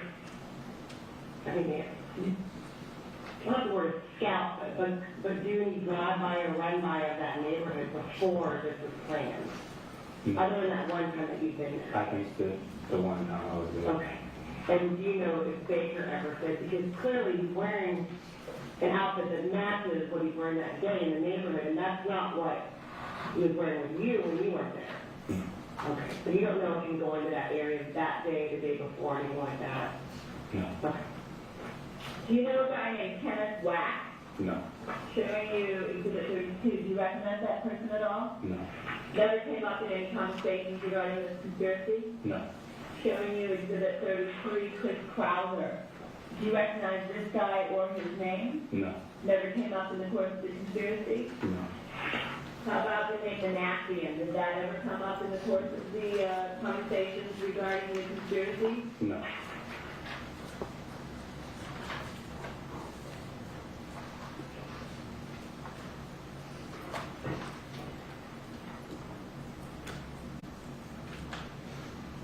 Did either Birdsong or Baker ever call you by a nickname like you used Unk or Bird? Did they ever use any kind of nickname to refer to you? When they're picking on me based on my appearance right now, they call me Wolverine.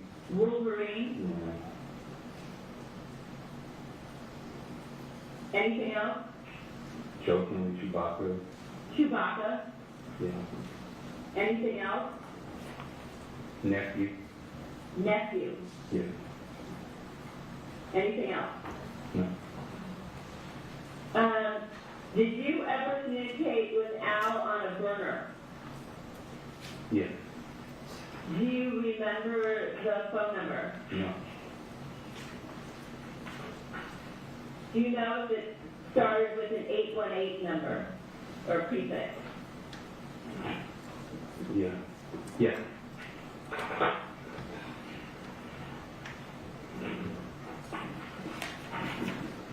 Sorry to give you an 818-999-31. I'm sorry. 818.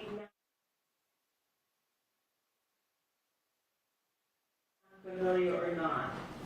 I don't remember looking at a whole lot of numbers, but that sounds, that would probably be it.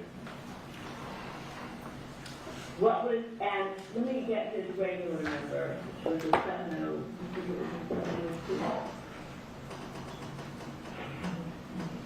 Okay, we'll come back to that.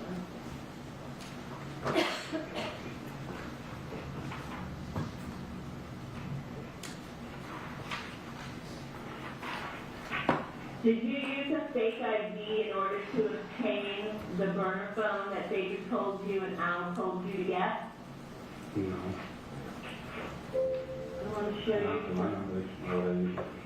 some records. Are you familiar with the name Ahmed, A-H-M-E-D-A-L-S-H-A-M-I-S-I? Are you familiar with that name at all? No. Okay. What? His No. name is Ahmed Al-Shamisi. So you didn't use a fake name to get the burner? You just didn't have Baker gave me a burner. He gave you an actual phone. He gave me an actual phone. What kind of phone was it? It was a burner phone. It was one of the convenience store phones you kind of get, put the minutes on, and you can use it. He set it up and gave it to me. Like a prepaid? Yes. Was it an Apple? Was it an Android? No, it was just a regular old little flip phone thing. A flip phone. He gave you that after? No, before. When? When I got there? On the 22nd? Yes. And what was that phone supposed to be used for? Communication, if we ever got separated. And that was because you said Al told you to leave your phone in Alaska when you got to the airport and they picked you up. Baker asked you, had you left your phone at home? Yes. And you had told him yes. Yes. Okay, at some point though, you also, there was a second burner phone, right? That Yeah, they gave me absolutely. So on that phone that Baker gave you, did you use it during the time that you were here in Los Angeles? Yeah. To who would you Just the Baker. I didn't call him, I just told him to text Baker. You would text Baker on that phone? Text or call Baker only. On which of Baker's phones? The burner phone. He had a burner phone too. He had one burner phone? Yeah. And you made calls to him on his burner phone from that burner phone that Baker gave you? Mm-hmm. And then when I got to Alaska, they gave me a couple of dollars to go get a cell phone. And then I went into a AT&T store, and I happened to know somebody there, like, to be a burner phone, sure. What did you do with that burner phone that Baker gave you? He told me to give him everything. You gave it back. He gave everything back. Go ahead. Do you remember anything about, did he tell you what the phone number was, or do you have the phone number to program? I don't remember those numbers. Okay. So you just remember it was some kind of a flip phone Yeah. that Baker gave you on the 22nd to use while you were there in Yeah. LA for this murder. Yes. Now, when you told Detective Byers that they gave you some money and you went in Alaska to purchase another burner, when you say they, who gave you money to purchase the burner in Alaska? Baker gave me money. Before you left, or by removing it from his account via his active? Before I left, he gave me a couple dollars. What do you mean by a couple dollars? Like 60 or $100.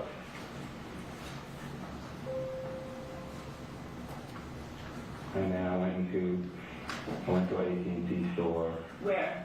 in Anchorage, Where? Alaska. Uh-huh. Is it in a mall? Oh, yes, it was like in a mall. And then I said, hey, I need a phone, a little burner phone. And she gave it to me. She being the person at the Yeah. Yes, desk? that's what that. Someone you didn't know? Someone I actually knew who I was. Oh, you knew her? Yeah. She knew who I was via coaching and stuff, so she just gave it to me. She gave it to you for free? No, I paid for it. Okay. How much did you pay for that burner? I put minutes on it, so it's like 60. So if you get a phone, you put minutes on it. AT&T at the time had a deal like that. Can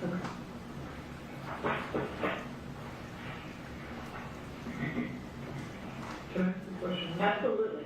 So the burner phone that you provided me when you got here, you said that a couple days ago you said your phone had fallen out and you didn't bring the phone I here. didn't bring my phone. Okay, so did you let Chloe know that you arrived, or any family member, did you use that burner phone to communicate with anybody but Baker? No, So there was no checking? no. She told me not to. She said, don't you call anybody, don't you do anything. As far as everybody Was knows. she the only one who knew that you were traveling here to Los Angeles? Yeah. And under what was her thought about what you were doing here? She didn't really ask a whole lot of questions. Me and her, our relationship had just kind of started. And I was pretty guarded when it had started. So she was like, if she asked any questions like, for what's going on, like he told me to tell her that he was kind of under the weather. And I was going to help him handle some of his businesses, like his mom contracts and stuff like that. She is now familiar that, I used to work in the health industry as far as like his assistants, other people's assistants and stuff like that, traveling around.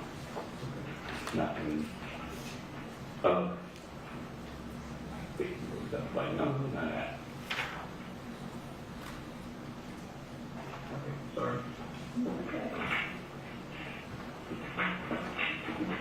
Do you have the burner when you went to the house?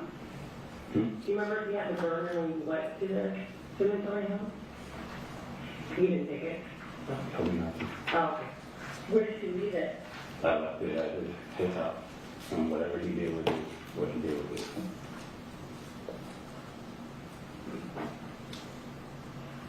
Did you keep the burner with you when you went the night before to that place when we saw Yeah. the parking lot? You had the burner then? I think so, yeah. You were with Baker the whole time. Is there any particular reason why you had it? He said just in case we get separated, and I thought he would leave, so that's why I think You it's thought like, who would leave? I thought he would leave, like, The strip mall? yeah, And leave you standing there? yeah, at one point, yeah. Okay, and I think we talked yesterday about the Baker's phone, the one that ends in 1093, 213-272-1093. That was the phone number that you had always communicated with Baker through. I'm gonna have to, yes, you can check in on me beforehand, yes. And then at some point when he told you to download WhatsApp, you were communicating through burner phone, you on your end and he on his end. Yes. And his burner phone number was 747-888. Yes.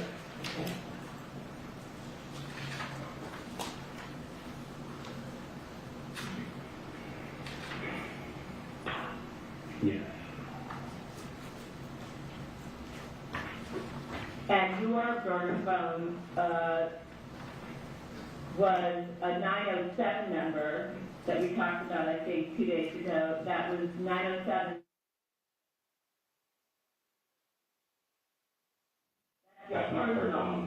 Okay. Your burner was then the 314. Yes. That's, yes. Yes. After the murder, Yes. 295-9. Yes, if that's what you have. I don't remember. I don't remember. Is that Eric Acres, 314? No. I don't know where that is. Okay. But you recall your burner being a 314 area code? Yes. And you would have given that to Baker via your communications through the encrypted app, WhatsApp? Yes.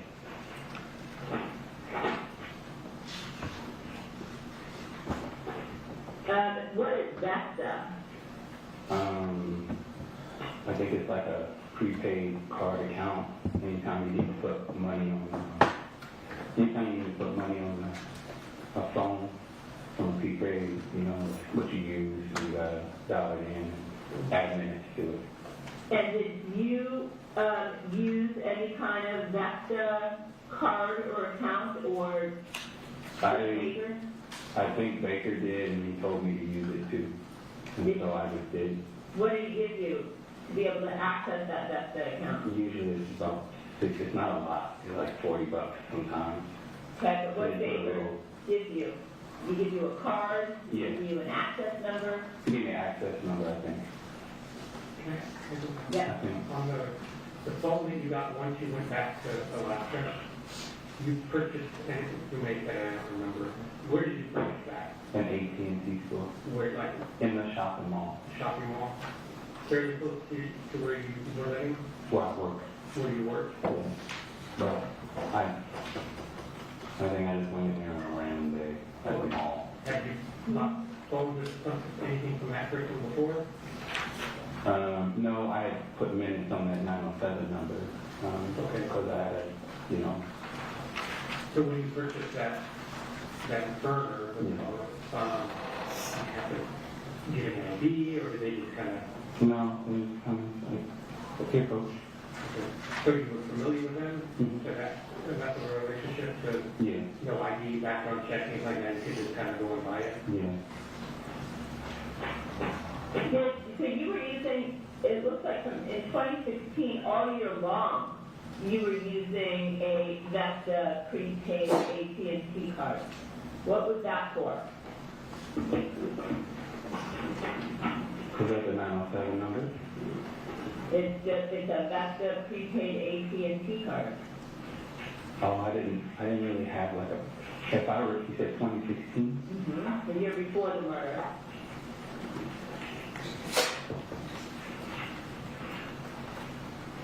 That might have been for the burner phone he gave me. When did he give you a burner phone? Because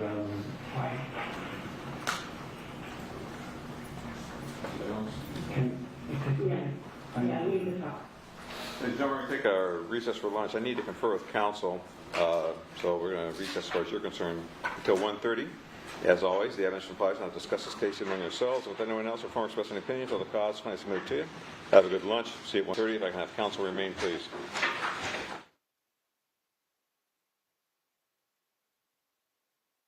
Present all counsel, present jury, and also present. Good afternoon.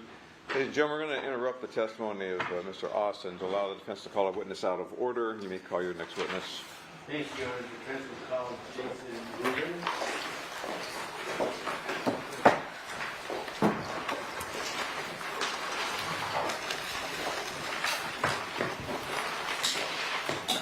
You do. Please face me and raise your right hand. Do you solemnly state that the testimony you may give in the cause now pending before this court shall be the truth, the whole truth, and nothing but the truth, so you. Please have a seat and stand. And for the record, say, spell your first and last name, please. Jason Rubin, JasonRubin. Proceed, please. Thank you, Your Honor. Mr. Rubin, can you tell us what your occupation is? Sure, I am a licensed private professional fiduciary as well as a forensic CPA, certified public accountant. Can you tell us in English what that means? Sure. So I essentially have two careers. One is I administer trusts, probate estates, and conservatorship estates, and the other I deal with financial and accounting issues in the litigation arena, where I testify as an expert witness on such issues, basically in corporate, trust and estates, and other types of matters, as well as conducting fraud investigations. Can you give us a brief summary of your background, experience, education? Sure. I graduated from Cal State Northridge with an accounting degree. I have worked with major law firms and CPA firms such as Price Waterhouse, Munger, Tolles & Olson. I also worked at CBiz. And I have about 34 years as working as a forensic accountant and about 20 plus years acting as a private professional fiduciary. And you made a little slight comment, it seemed like on CBiz. Why did you do that? Oh, because the DA's expert, Marie, had works at CBiz, but she didn't work there when I was there. I think she started in 2002 and I left in 2000. Ms. Eversbacher? Ms. Eversbacher, yes. How did you get involved in the present matter involving the estate of Fabio Sementilli? Yes, I was nominated by, I believe, her Fabio's son Luigi, and the court had appointed myself and Maya Rubin, who's also my wife and partner, as co-administrators of the estate. And under what circumstances are you usually appointed co-administrators? Does that have anything to do with Mr. Sementilli having been deceased or the defendant being incarcerated or what? It was both.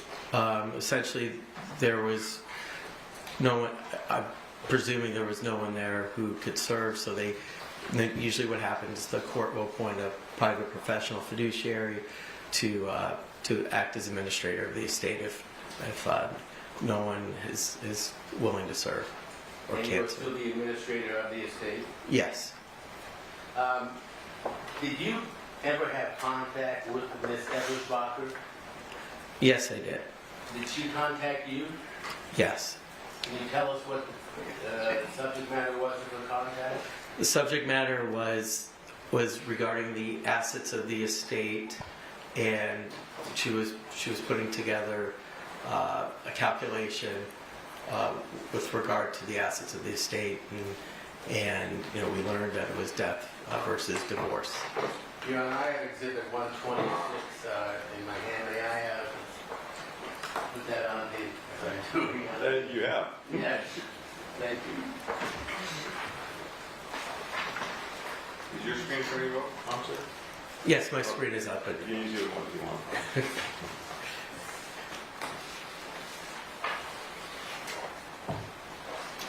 Mr. Rubin, this is Exhibit 126. Do you recognize it? yes, I did. And is that a divorce versus death benefit estimate, which is the title that was prepared, as far as you know, by Ms. Eversbacher? Yes. And is this what she consulted with you about concerning the preparation of that document? Prior to her preparing the document, she consulted with me regarding the assets of the estate, which are incorporated on here. And did you review the document before talking with her about it, or did she talk with you about it before she completed it? She talked with me about it before she completed it. And did she discuss with you the assets and the various items that are listed on that document?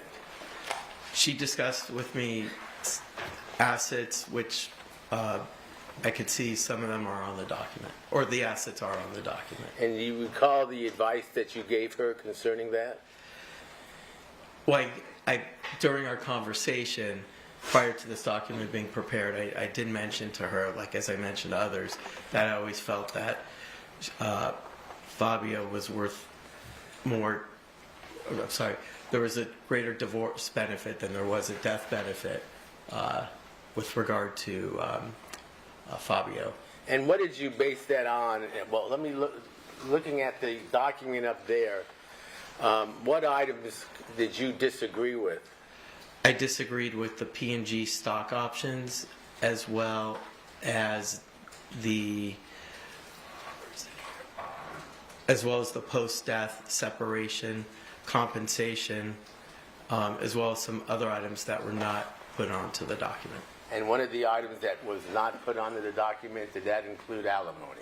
Yes. And did you make that known to her? At the time, yes. Okay. Now, concerning the stock options, can you tell us, and referring to the chart, where you believe her calculations were inaccurate? I'm sorry, repeat that again? Regarding stock options, can you, referring to the chart, 126, tell us where she was wrong concerning the options, in your opinion? Sure, she was wrong that this chart was supposed to be prepared as what Monica's mind was January 2017. Which was what? January 2017.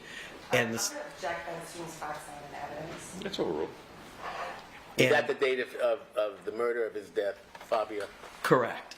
So as of January 2017, the value of those options were about $74,000. And what happened was the stock options, the price of Procter & Gamble had gone up over time, and then these options were cashed out in 2024 where the stock had doubled. So the value in 2024 was $935,000, but in 2017 it was only $74,000, so that's where my major disagreement was with the chart. All right. And why did you calculate the item at the time of Fabio's death? Because at the time, I was looking at what would have been in Monica's mind at that time, and there's no way it could have been $935,000 because that's it's a crystal ball, looking out 8 years or 7 years from January 2017. So if those options had been exercised on or about the date of the death of Fabio Sementilli, the value would have been what? I think it was around $74,000. And the figure again that was put on the chart by Ms. Eversbacher? $935,814. And that was the date that the estate actually exercised the options in what year? 2024. At any time after the death of Fabio Sementilli and up until the date of the arrest of Ms. Monica Sementilli, to your knowledge, was there any attempt made by her to cash in on those options? Not to my knowledge. In fact, the estate itself, which you were administrator of, until you got a letter from Procter & Gamble, were you even aware that those options existed? I was not aware those options existed until approximately 2023. And at that time, there was a limited period, am I correct, that if you did not exercise them on behalf of the estate, they would have expired? That is correct. So they were exercised at that time, is that correct? Yes, 23 and 24, yes. And there were several stock options, separate options, is that correct? Several tranches of stock options. So are you using the total of what those options would have been worth on the date of his death versus the date of 2023 or 24? Yes, I'm using the total of the three tranches that were exercised and cashed out in 2024 to come up with the $74,000 on the date of his death versus what was cashed out of $935,000 in 2024. Now, in addition to that, you said the chart included the post-death benefits that were provided to Monica Sementilli and her family. Is that correct? Yes. And that amount was what? It shows here is $50,271. And why did you not include that in your calculations? Because I don't think Procter and Gamble or anyone would have known. I'm sorry, I don't think Monica would have known, or anyone else would have known that if Fabio died, she would have received this post-death compensation.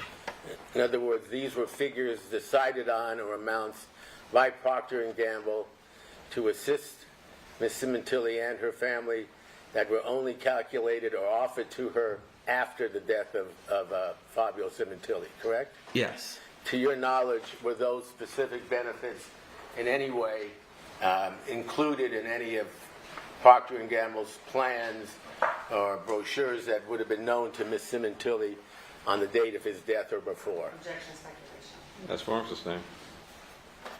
To your knowledge, well, do you know when those benefits were first decided upon by Procter & Gamble? It may have been January or February 2017. And is it your understanding that those benefits were not put into place until after the death of Fabio Sementilli? Yes, that was my understanding. Finally, Mr. Rubin, there is a entry up there that is labeled, I think it's number 3, LG Consulting. You see that? LGI Consulting. LGI Consulting. And do you see the amount that is listed there under estate and divorce? Yes. Do you know how those figures were reached in speaking with Ms. Eversbacher? Yes, I believe those were amounts that were in a bank account for LGI Consulting. And LGI stood for Luigi, Jessica, and Isabella. Is that correct? I believe so. Okay. Do you know what those, did you research what those amounts were based on? Well, the $9,464 was based on, I believe, an amount that was in a bank account for LGI Consulting. Do you know what the source was of those figures or those amounts? I believe that the source was the monies that LGI had received from Scissor Boy, who Scissor Boy had a contract with Procter & Gamble or Wella for an app, and so Scissor Boy would give Fabio approximately 25% through LGI of the monies that were received from him through Procter & Gamble and Wella. All right. And did you research or did you have or uncover the figures, the amounts for the past 3 years, for instance, on the tax returns that was going into that account as a result of this arrangement between Fabio and Scissor Boy? Yes. And what was those amounts approximately? It was anywhere from like 50-something thousand to a little bit higher. I don't have, I could look on my, I don't have the amounts in front of me. Do you have it with you on your... But what I do, yeah, let me look at my, sorry, file on my phone. Did we allow you to bring your phone in as a special exception to the rule so we're not all jealous of you? Yes. Okay.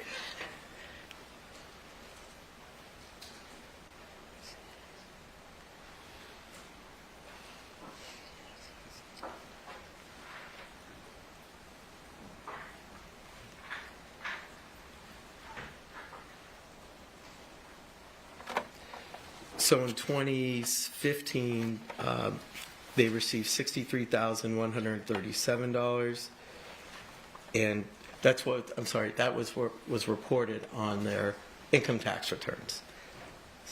Whether they, and then in 2016, they reported $54,886 on their income tax returns as being received.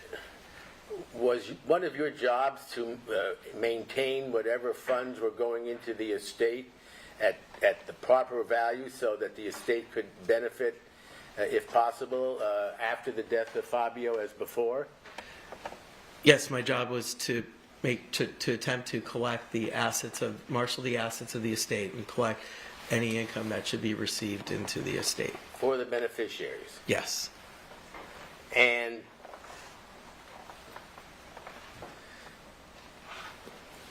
in doing so, did you investigate what the source was and what the relationship was between Scissor Boy and Fabio Sementilli? Yes, I did. And what was that? Apparently, there was a relationship where Fabio or LGI Consultings would receive, I don't know if you want to call it this, but a so-called kickback of monies that Scissor Boy received from Procter & Gamble or Wella. And that deal was approximately, he would get up to around 25%, meaning Scissor Boy would pay 25% to Fabio or LGI Consulting. And was it your goal after the death of Fabio that that amount should continue? Yes. And did Scissor Boy agree? No. Did they indicate why they disagreed? He pretty much said when Fabio died, the deal died with it. And did you consider filing litigation against Scissor Boy to compel them to continue to pay that amount? We considered and did file litigation. And what was the result of that litigation? The result of the litigation was unfortunate, but we got $25,000. The problem is that, one, it would have been very costly to litigate, and two, there was no prevailing party, there was no written agreement for prevailing party clause provision, so the cost, it would have been a bunch of, would have been a lot of discovery and a lot of costs involved, and we didn't want to burden the estate with the costs, and plus also it would have been difficult to collect because Scissor Boy was a Canadian citizen. So, as a practical matter, while Fabio Sementilli was alive, the amounts that you've testified to would have continued, as far as you know, into LGI, correct? Yes, but I believe those amounts would have been greater than the ones showing. And on the in returns. essence, you were informed that upon the death of Fabio Sementilli, those amounts would no longer be paid because they depended on his being alive and being involved in the relationship between Wella and Scissor Boy. Is that correct? Yes. Did you later find out that after Fabio Sementilli died, that Scissor Boy made a separate contract with Wella without him and collected additional funds from Wella? Yes. Relevance. This thing. Move the strike. Very well, Your Honor. Thank you. Ms. Daigle. Well, I'm sorry. Can I just be with you 1 second? Yes. I don't think I asked you the final question of after including the items that we've discussed. Well, first of all, did the chart include alimony? The chart prepared by the DA's expert, Marie, no, it did not. And did she discuss that with you at all? We never discussed the chart. We discussed items that were in the chart, but not the chart itself. So you developed or prepared a chart, I believe, that involved the discrepancies that you have discussed with us today. Is that correct? Yes. And excluding alimony, well, let me ask you this. What was the figure that Ms. Ebersbacher had on her chart as the advantage to the defendant upon the death of Fabio Sementilli versus had he lived and they divorced?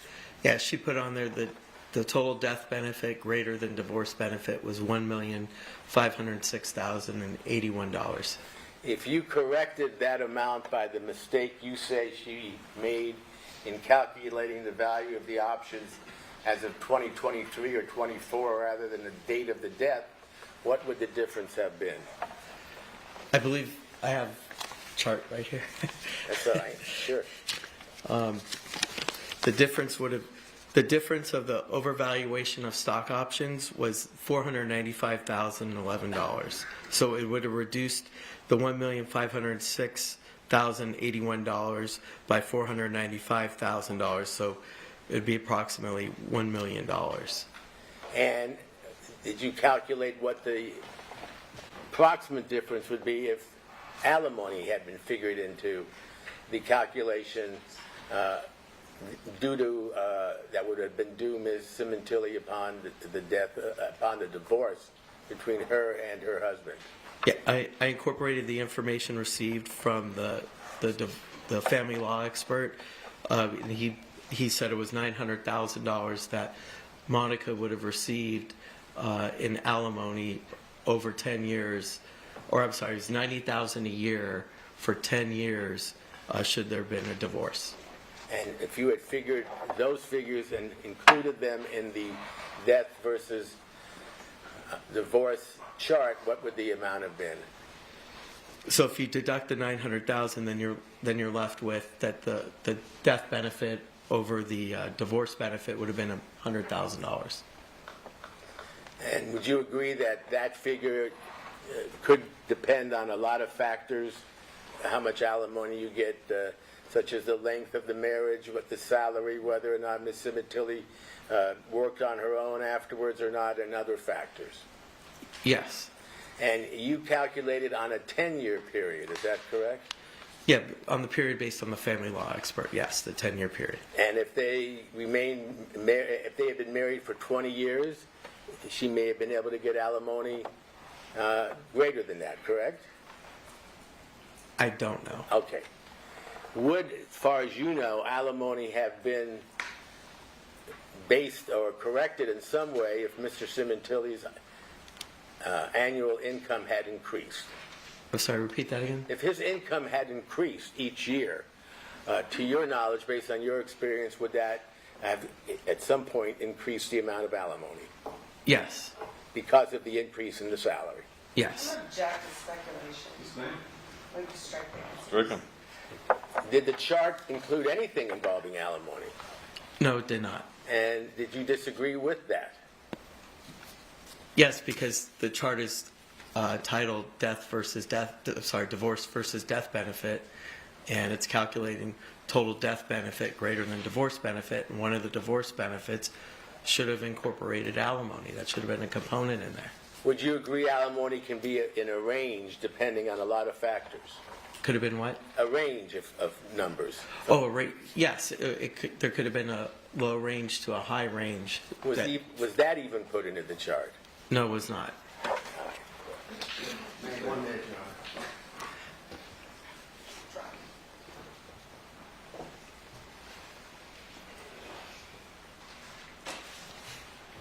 Thank you, Your Honor. I have no further questions. Now, Ms. Bailey. Okay, thank you.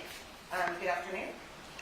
So you are in a financial accounting, did you say CPA? Yes. Okay. And an administrator of trusts and probate matters, is that right? Yes. So in this case, you were assigned originally as the probate attorney for Fabio Sementilli and Monica Sementilli? No. To correct, probate administrator. Administrator, okay. So that's one side of your career path, is that right? That is correct. And then the other side is financial accounting and litigation? Financial and accounting issues in the litigation arena as a forensic accountant. What you're doing right here, kind of, does that involve what you're doing here, the testimony that you're giving? The testimony I'm giving is related to the probate estate, the assets of the estate, and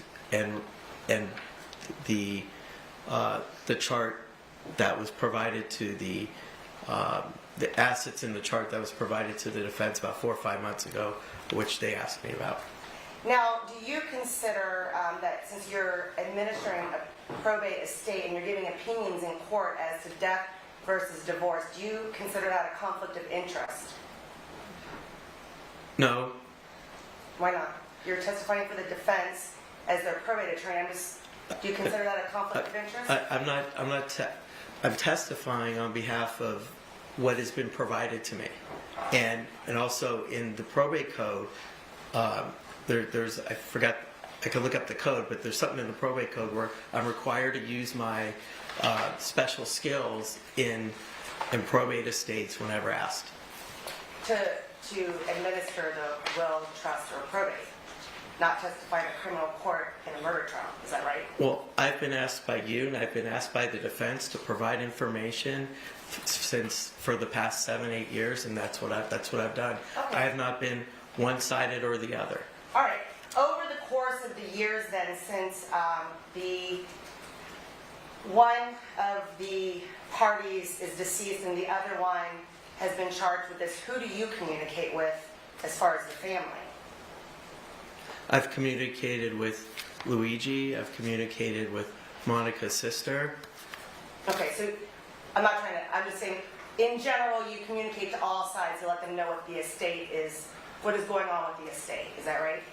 Yes, so we file probate accountings and the like. Okay. If I may, Mark, my next in order is, I'm not even sure now.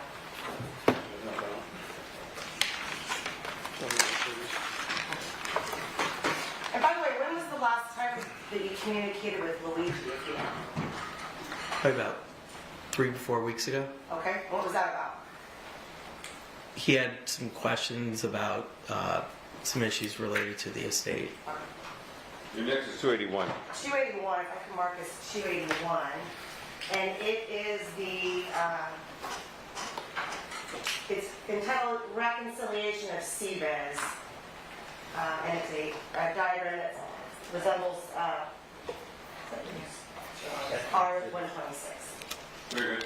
Is this your report that you were referring to? The same data, and that's 281, the same data and chart that was prepared by Ms. Eversbacher that we saw on 126. Is that the same chart that you made your corrections or your observations in red and some notes at the bottom, right? Yes.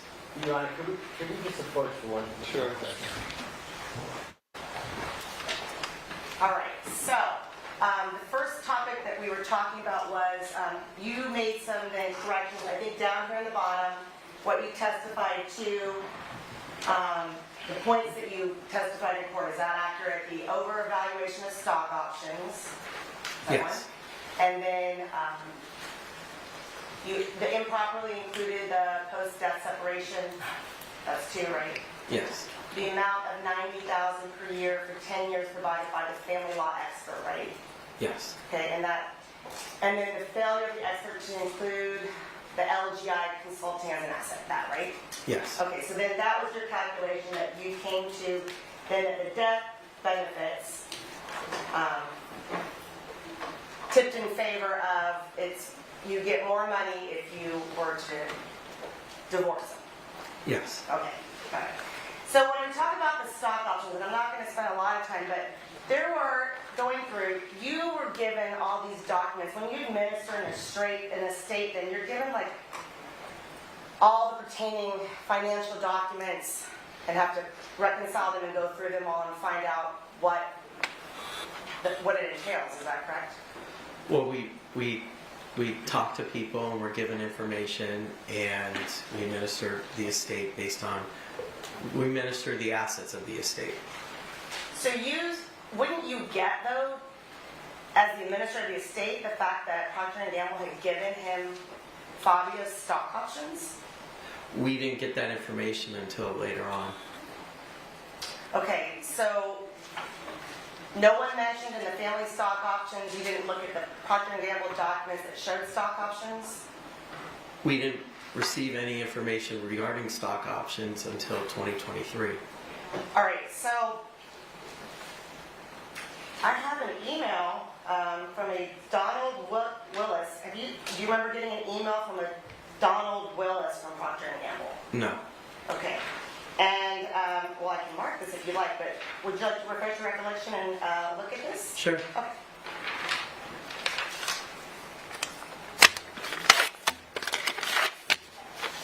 And this was an email sent on February 25th of 2022. You can kind of go through the chain.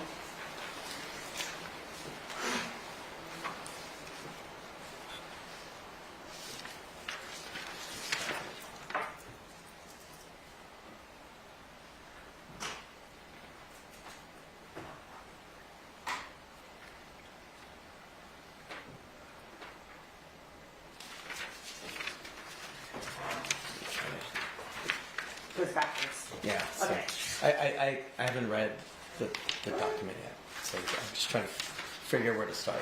Okay.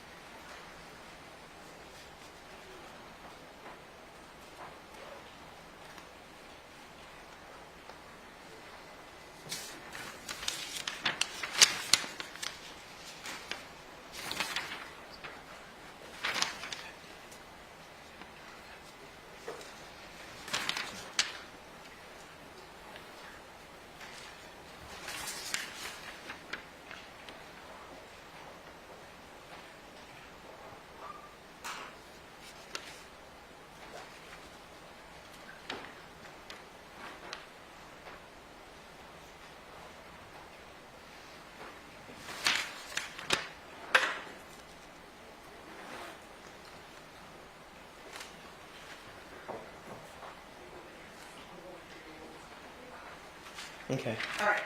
So you saw there that in February of 2022, and that was February 25th of 2022, Procter & Gamble contacted the DA, which then went through Luigi, saying, hey, there's these stock options. They're going to expire.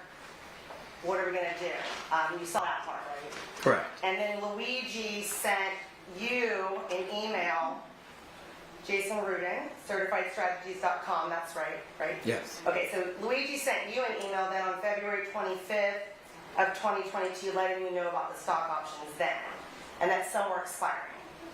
Correct. Okay, so... And it looks like we sent an email to Procter & Gamble inquiring about the stock option. Okay, I'm just showing you, that was actually February 2022, if that refreshes your memory, not 23. Okay. Well. All right, that's okay. So in February of 2022, then you contacted Procter & Gamble, and then they gave you the information on the stock options then. Yeah, that's what it shows. Yeah. Well, no, I'm asking you. I mean, you're the... Yeah, I mean, apparently, we have a lot of estates that we minister and everything, and so it happened at that time in 22. We asked about it, but we didn't hear back for a while. All right, so at some point you did hear that. Was it your understanding then that Fabio had 5 sets of stock options?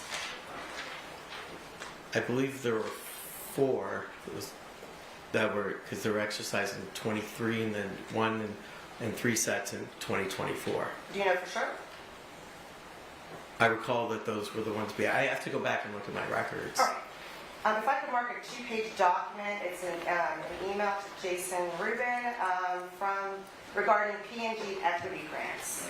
282. All right.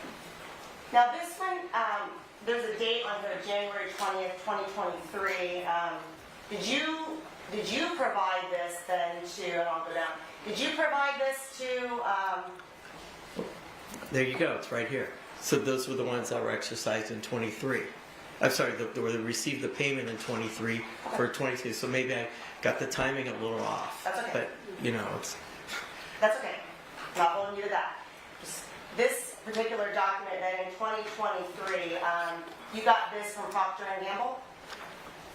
If I received it, I have to go back and look at my records. Okay, the last page here, Tanya Wine, Stock Plan Administration, Procter & Gamble.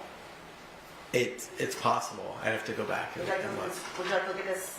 I saw it on this, but again, you asked if I received it, and I'd have to go back and look at my records.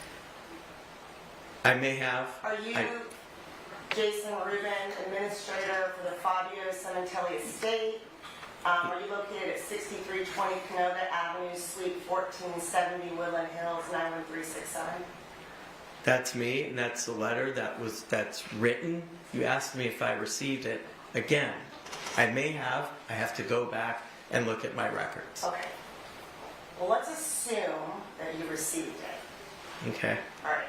So in there it says, in February 2022, you exercised some of the equity grants awarded to Mr. Sementilli as the administrator of his estate. And then you got the payment. The payment in January 2023 was deposited. right? So that would be one set of stock options, because they were already exercised, right? Yes. So is it fair that when you found out there were stock options, one of the sets was expiring, so you exercised it, and that's what this is referencing? Correct. All right, that's one. Down at the bottom, Procter & Gamble lists 4 more sets, right? Is that right? Yes. Okay, so there's a total of 5 sets of stock options then. Okay? Yes. Is that right? All right. So the next one that's coming due then, 2/28/23, I'm sorry, 13, and it's vested. So by it saying it's vested in 2016, is it your understanding that these stock options have a 3-year vesting period? Because it shows you right there. For the 640 shares granted. All right, so 3-year vesting period, and that means for stock options, he's given the options, he can't do anything with them for 3 years until 2016, and at that point now, he can exercise them and get the over money, if the stock's gone up. Right, the price higher than the grant price, Right. the share price. Right. That's correct. And then they also have an expiration date, and each year the options being granted is a year later, right? Yes. Okay, so now the second set then, at the time of the death of Mr. Sementilli, these were vested, meaning the defendant could have, let's say on 1/23/2017, he didn't die, she divorced him, we're using that date. So these options then, she could turn in 640, the overage, whatever, they've gone up in value, and she could have exercised those in 2016, but on the date of the separation, 1/23/2017, she could have exercised them. Yeah, it would have probably been worth about $6,400. Okay, $6,400 is what she would have gotten. Right. All right. The other ones, the other 3 remaining, they're not vested yet. She can't do anything with them They became vested right after the date after Fabio died. because he died. Correct. So when he dies, they're all vested. She can get all that money right then. Correct. All right. But if she divorces him, she can't get those because they're not vested yet. The last 3. Well, it doesn't have a vesting date on here because he had died. So the question is, what would the vesting date been if he was still alive?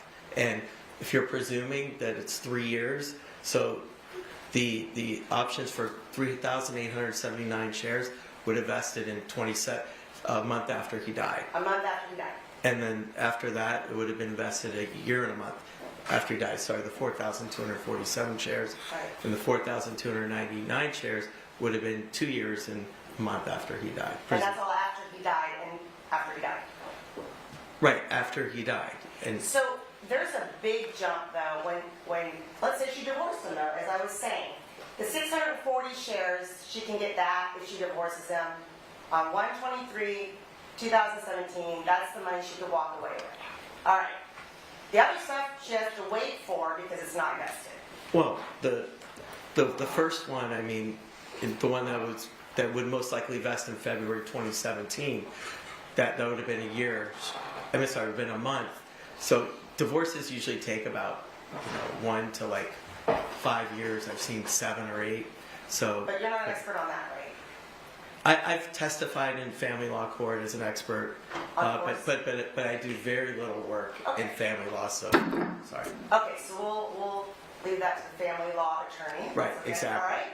Exactly. So again, that's my question is she couldn't touch those shares. The last 3, she couldn't touch those shares if she were simply to divorce Fabio on 1/23/2017. That time frame. That goes beyond my expertise. Well, you're testifying as an expert here. Wait, You just wait. testified. That's argumentative. It's his thing. Okay, did you just testify to stock options on direct exam with Mr. Levine? Yeah, but you asked me a certain legal question. That's not legal. I'm asking you a question about stock options. Do you not? Can you repeat the question? Sure. These stock options, which you just testified for the defense on direct exam, what I'm saying is these last series of stock options, assuming the 3-year vesting, which we can see above, is what Procter & Gamble appears to be doing, they were not available for Ms. Sementilli to cash in had she simply divorced Fabio Sementilli on 1/23/17. Well, it would have most likely been something that would have been negotiated along with the divorce while it was going on, or resolved through the divorce Objection process. non-responsive. Well, you- What calls for speculation? Stand on that ground. It's not available, correct? It's not vested yet. It's a yes or no. Well, it wasn't vested. Well, it apparently wasn't vested on the date of death, and a month later, I mean, Objection non-responsive. Sustained. All right. Do you not want to answer that question? I answered your question. I said it was not vested Thank you. until a month later. It would have been vested for That the wasn't my first tranche. Yeah, you did. You asked that Right. question. Okay. All right, so we're going to move on. So we have, and you can see how the stock options jump from the time that they're vested in 2016 at 640 shares. It jumps into the thousands. Now, all of these shares, again, that we're looking at now, you go from 640 shares, and now you've gone all the way up to 4,299 shares. So all of these shares, if Fabio dies, are automatically vested, right? Yes. And Exhibit 187, the letter from Procter & Gamble, you're familiar with this letter again. Do you remember receiving this one? Can you Uh-huh. condense it? Yes. Okay. So again, that shows then the vest date. Because he died, they all vested. So all that money became readily available. Correct. The vest date was a day before from the other letter. But I'm yes. sorry? The vesting date was a day before from what shows the vesting date on one of the other documents you showed me from Procter & Gamble. Right. 123 is the day he died. So they vested the day he died, but Procter & Gamble put 124 on some documents. Correct. Okay. All right. Now, also so Procter & Gamble notified, and it got to you in 2022, we determined that these stock options were available and needed to be exercised, at least that first of 5 sets, because they were expiring. So then, did you exercise, meaning, I don't know if the word is turn in, but you exercised those right away because they were going to expire, right? Yeah, we exercised based on the information that was provided to us. Okay, that first set. Right. So now you know that there's stock options that Fabio has, because now Procter & Gamble has notified you as of February 2022 that there's all these stock options out there. Right, and then we get a letter in 23 and then one in 24. So you get a letter, and I'm getting that, in 2023, if I could mark as people's 283, it's an email, 2-page email. All right, so marked. And again, this is to ION, stockpot.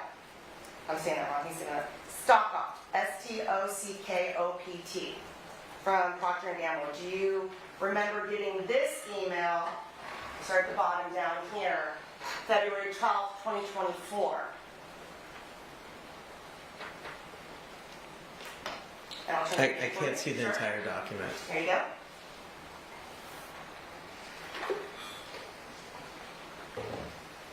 I remember something like that, yes. Well, do you remember this document? I have a large practice, administer a lot of trusts, and have a number of forensic cases, and like I said, I remember probably seeing this document, and I didn't go back and study everything prior to testifying today. Okay. So, I see a lot of documents every day. I get tons of emails. And if you look at my phone, I'm sure you see like 300 emails today. It's just, I don't recall everything. And like I said, I didn't study everything on this case. You knew you were going to testify today about stock options, though. Yes. But you didn't review the stock options information regarding that very topic? I reviewed information and documents that, some of the documents we received in order to do the calculations I made All right. to determine the value. Okay, so you get a letter then from Procter & Gamble in 2024, February 12th. It's sent to you on your email, and they're telling you, hey, there's this second set of 5 stock options, and they're going to expire. This is the second time you guys have been notified for this. They're going to expire on February 28th, 2024. Someone needs to exercise them. They're going to expire in 2 weeks. You got that letter, right? Yeah, and we exercise them. All right. Now, and also in their letter, they say, this is a courtesy only, and P&G is under no obligation to provide any further notifications or reminders of upcoming expirations of any other options or equity awards. Right? Yes, Did you guys forget about the second set of options? we exercise those. Because you got a letter, right? We were in the process. I'd have to go back and look at our files, but I know we exercise them, and all you're trying to do is just attack me for whatever reason. I don't know what this has to do with coming up with the value. Sustained and stricken.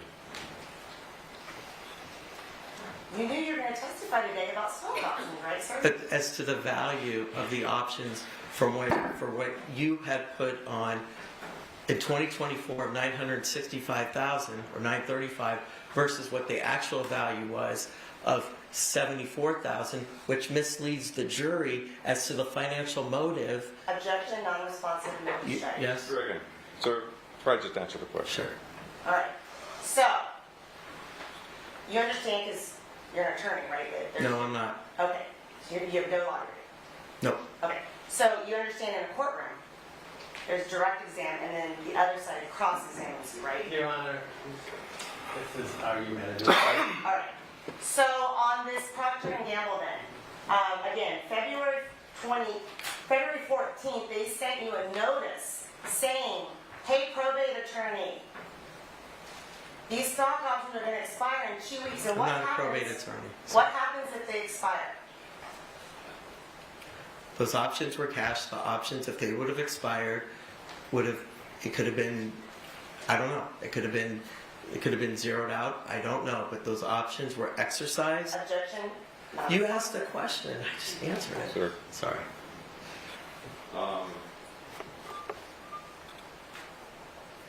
Your Honor. No, excuse me, none of counsel. this is Excuse me, relevant to counsel. And I'm going to object on relevance. That's overruled, and so is your objection for being non-responsive. Okay. My question to you is very simple. You administer probate. I'm calling it probate administrator. You administer wills and trusts and things of that nature. Correct? Yes. You've dealt in stock options before. Correct? Yes, I have. Okay. You've had to exercise those stock options on the behalf of an estate before. Correct? I don't think we've exercised. This is the first estate where we exercised stock options. Is that why you're almost missing deadlines to exercise them? We didn't miss any deadlines. Because you got notified by Procter & Gamble that they were going to expire, which means no money, right? We didn't miss any deadlines, and I would have to talk to people in my office too. Okay. All right.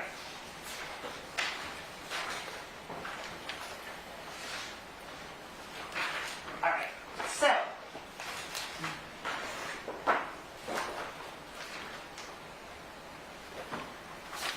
when you talked about the 900,000, you incorporated that from. You want to turn it up? The 900,000, you incorporated that from, down here you said that failure, amount of 90,000 per year, 10 years, family audits. You just accepted the numbers from a family law attorney, Mr. Malatesta, correct? Yes. Did you talk to him? No. Are you an expert in family law? For that situation, no. Okay. So that $900,000 that you're disputing, Ms. Ebersbacher, is that just based on what Mr. Malatesta had in a report. That's correct. All right.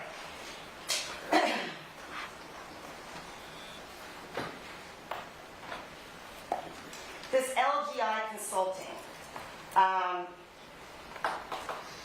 did you have financial statements from LGI Consulting? I had an income tax return that was an income statement. No, I meant financial documents from LGI Consulting, not an income tax return. Well, that is a financial document. It provides, it's an income statement that's on their tax return that's a Schedule C. Okay. Did you have any additional financial documents from LGI Consulting? No. Do you know anything about LGI Consulting? From what I've read, What have you read? I've read that there were emails and like as I testified before that Fabio or LGI Consulting would receive monies from Scissor Boy up to about 25% based on what Scissor Boy received from Procter & Gamble or Wella related to an app that he provided for them. And where did you get the 25%? I got that from, there were emails. From who? I think it was from Scissor Boy to Monica, as well as other information that I received. Okay. So if I can mark as people's following numbers, 83? No, 84. Yes, what is it, please? It's an email from Grant, R-M-U-N-D-T, to Monica. All right. All right? So an email, you recognize this email then?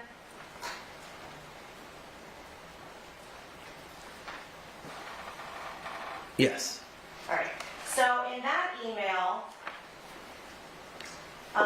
Grant, is he the owner of Scissor Boy, to your knowledge? Yes. All right. So basically, isn't it true that Grant went into a consulting business with Fabio, where Fabio worked on one part of Scissor Boy app, and he would get paid for that, right? There was another email that I recall reading where, I don't know if Fabio worked for it, but it was based on a percentage of what Scissor Boy would receive, other than this email. Okay. So in here you see that the share is about $3,125 a month for your share.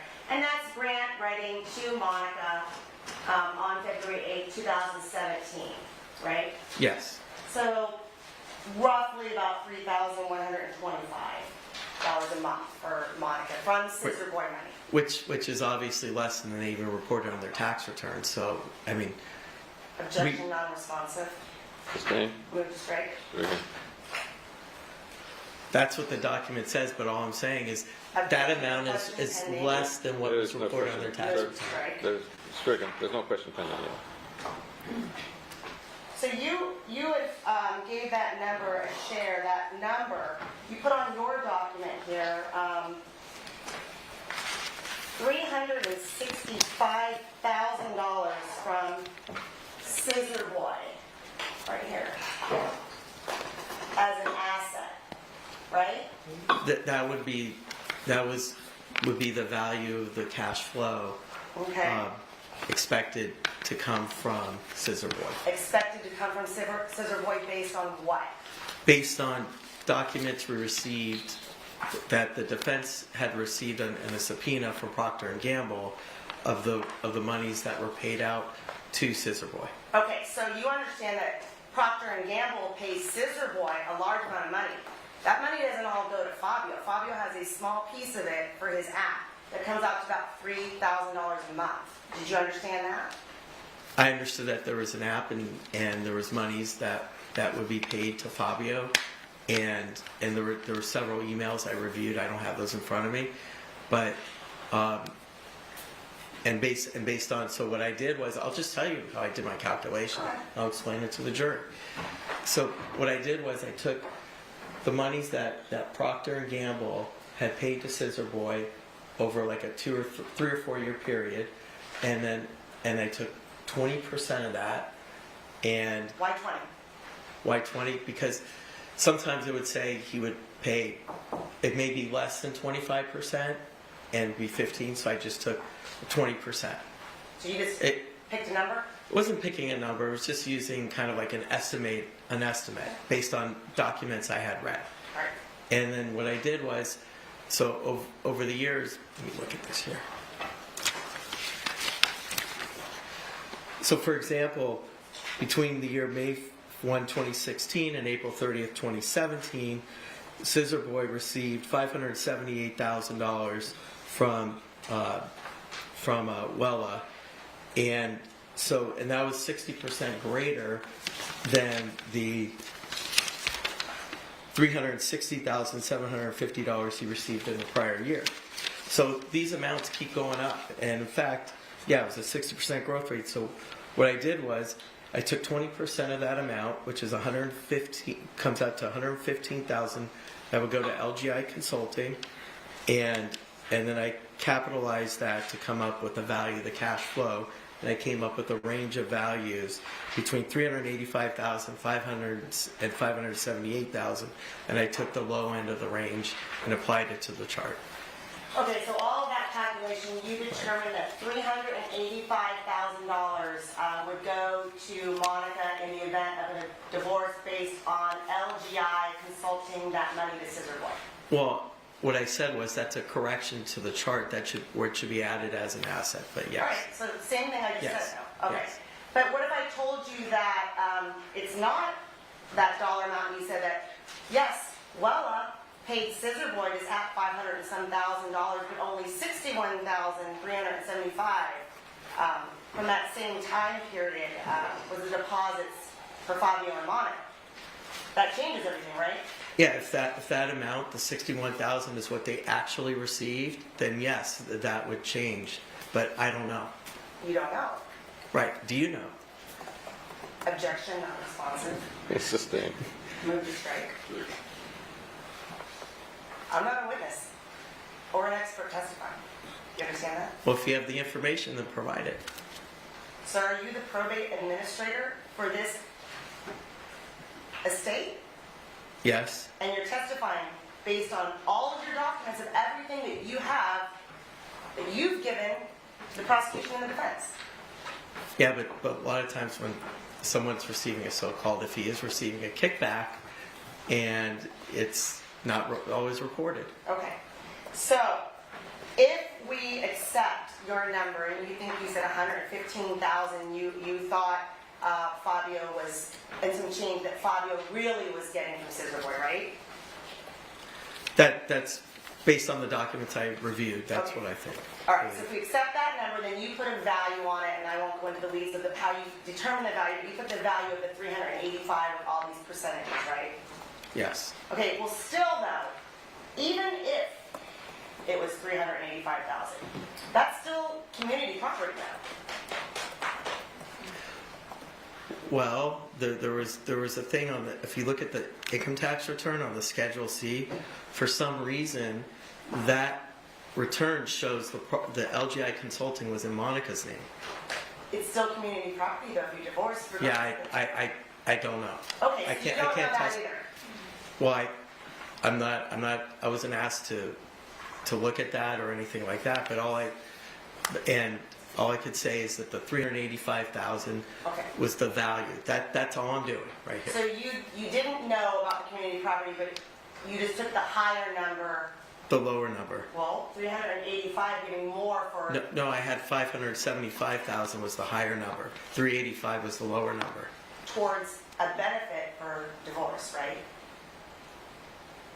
Yeah, towards a benefit of divorce. Now- Correct. Community property in California. So really, if we accept your number for divorce, she gets half of that. Yeah, whatever it is. Okay. I'm not here to. So that's not. Well, I'll move on. All right. Lastly, nothing's factored in here about life insurance. That's Are you not aware true. that she stood and stands? Objection, Your Honor, is right on. It's not true what you're saying.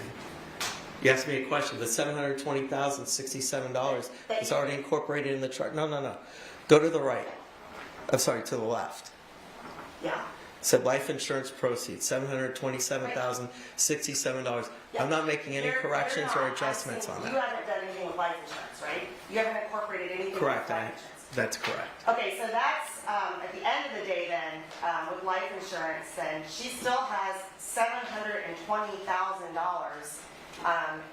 If her husband dies, she gets it right then for life insurance, right? You're not disputing that?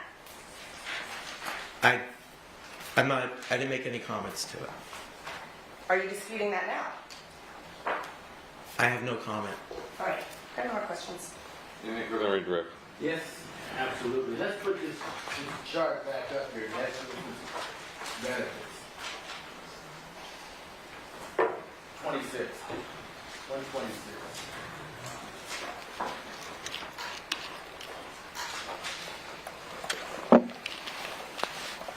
Your calculation on LGI was how much, Mr. Rubin?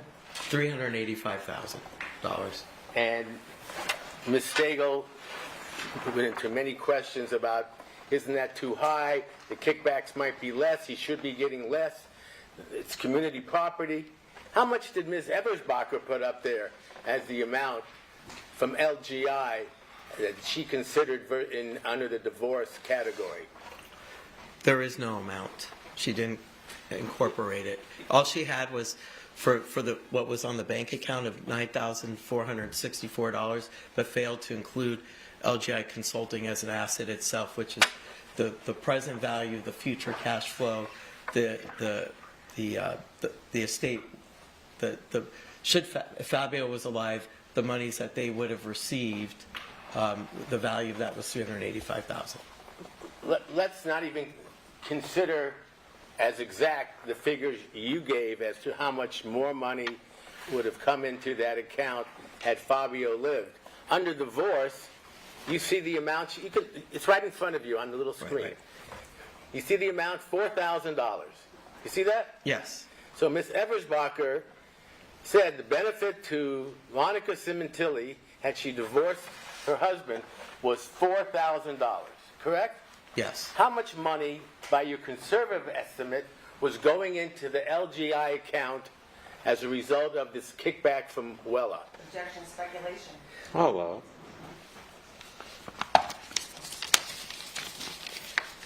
I believe And objection also seems facts on evidence not kickback.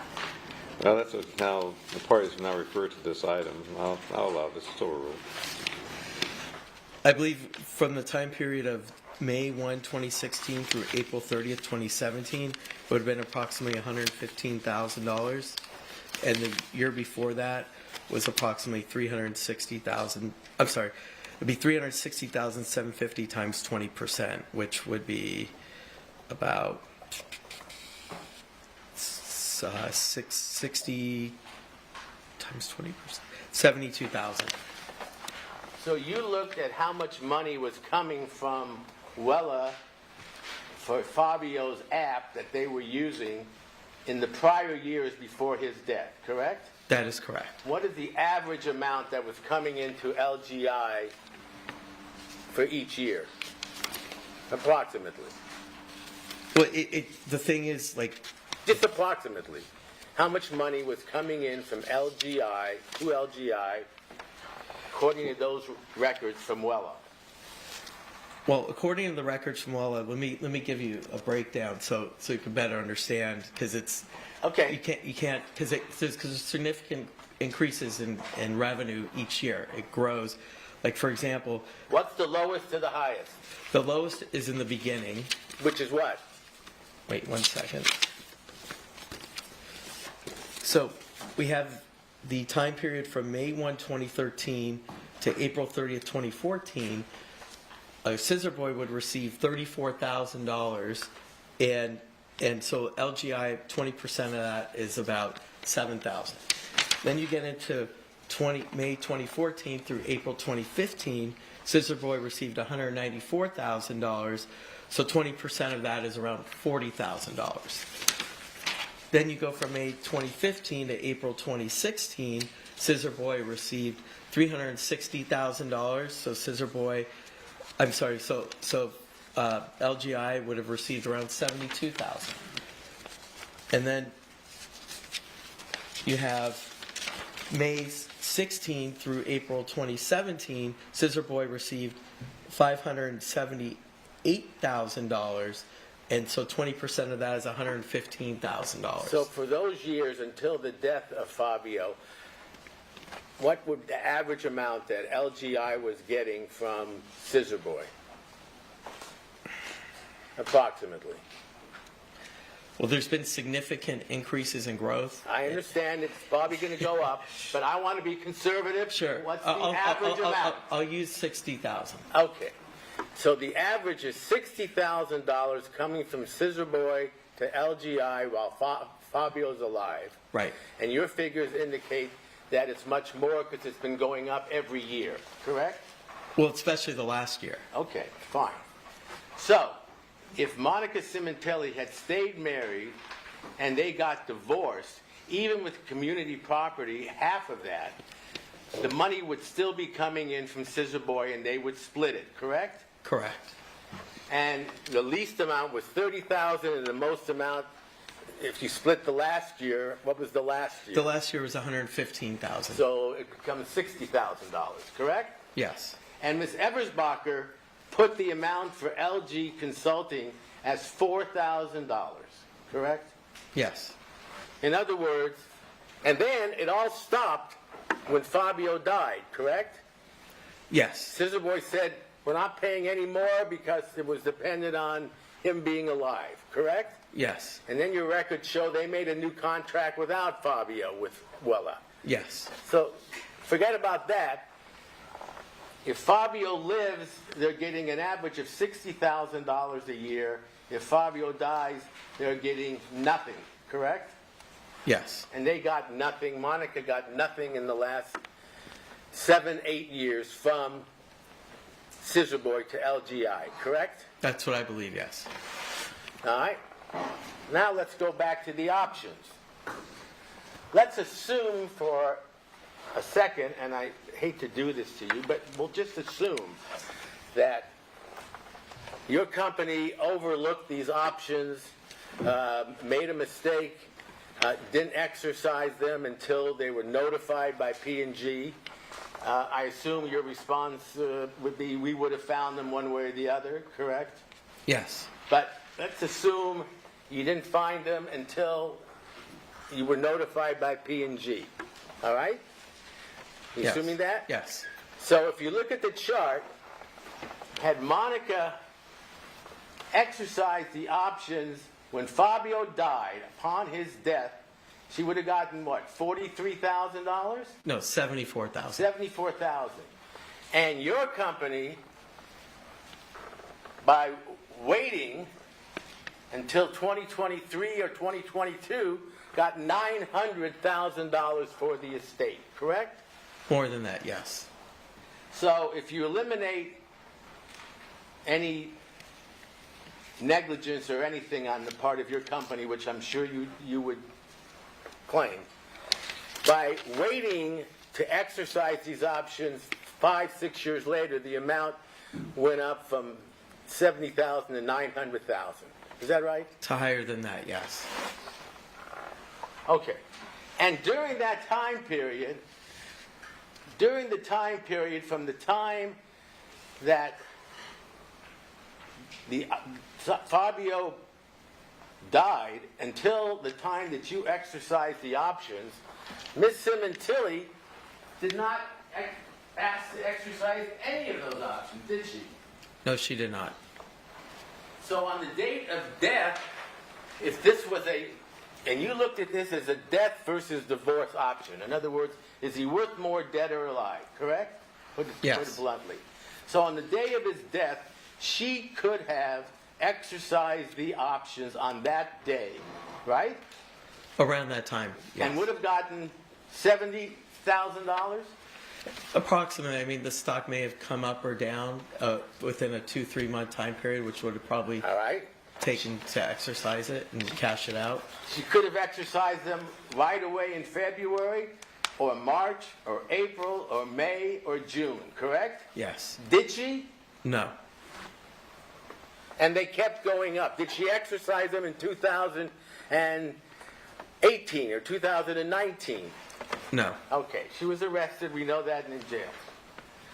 So, what you did is simply take the amount that the options were worth when he died, correct? On the Yes. chart. Yes, that's correct. And what Ms. Eversbacher did is took the amount they were worth in 2023 or 2024, correct? Yes. But at the time he died, Ms. Sementilli never tried to exercise the options, right? Not that I'm aware of. So, had she gotten divorced, the options still would be going up every year, correct? Yes. And whenever they exercised them, if they did, If they didn't exercise them, that's correct. and if they waited until they were finally going to expire, which we have to assume they would have, then they would have split $900,000, correct? Whatever the amount, it would be something of that amount.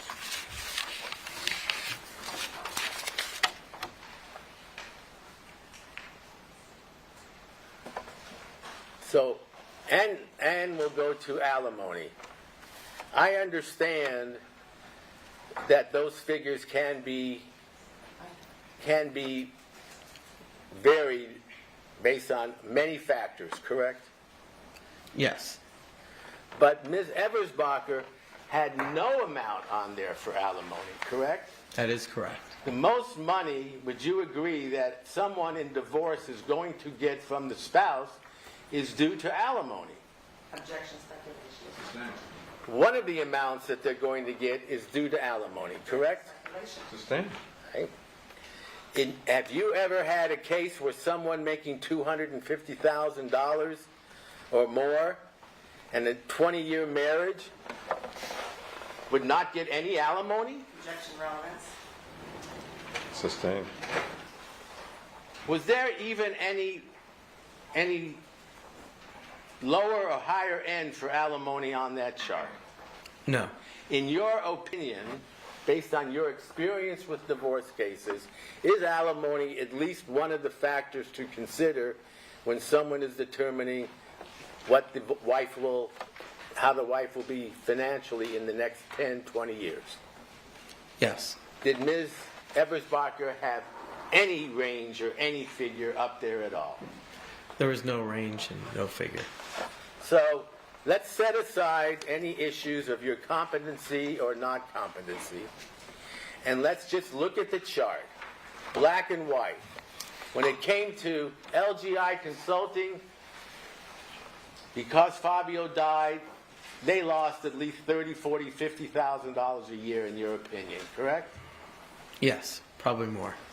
And concerning the options, had they been exercised at the time of his death, it would have been worth $70,000. Is that correct? About. You're getting very cumulative now. We've gone through all of this. Okay. You're just using different words now. If the options had been exercised at the time that Fabio Sementilli was murdered by his wife, you have the figure up there as what the options were worth, correct? It's not on this chart, but it was on the other chart. Okay. And in your corrections, all you did is take that amount and subtract it from the amount that Ms. Eversbacher used, which was the amount they were worth in 2023. Is that right? 2024, yes. 2024. And she put that up as an advantage of death for Ms. Sementilli, who you know at the time of the death and up till the time she was incarcerated never made an attempt to exercise any of those options. Isn't that right? Yes. Thank you. I will be brief. All right. Going back just briefly on the LGI and scissor boy. Again, you chose to use 20%, not necessarily 20%. It was an estimate. Okay. And then again, we're back on that 115,000 again, telling you to assume that the deposits, if you look at their account, 61,000. So that's a difference. So you're already starting with Wait. an incorrect number, correct? So can I go back and explain? Because as I was going through this chart and giving the figures, if you look at, so there's like an overlap. Because the way I calculated was the time period of May 15 to April 2016. So if you look at during that time period, the amount received by Scissor Boy was $360,000. 20% of that would have been approximately $72,000, which is close to 60. So, maybe it's 18% or something like that. I mean, but it's close. Okay, so And in that fact, was, the prior year, I think it goes the other way. So All right. anyway, go ahead. so then that was the correct number, the 61, not the 115. No, that's not what I said. The 115 incorporates time period after Fabio had died as well. All right. And so after he died, there was approximately, I don't know, several $100,000 that was received, and so it was $578,000 between May 2016 and April 2017. So the revenues were increasing significantly and went 60% higher than the previous year, which is how the 115 became about. So that number would not show up on the tax return. Okay, I'm going to move on because, again, $3,000 from the owner, $125 a month. That's Fabio's share. That's an email from someone who lied.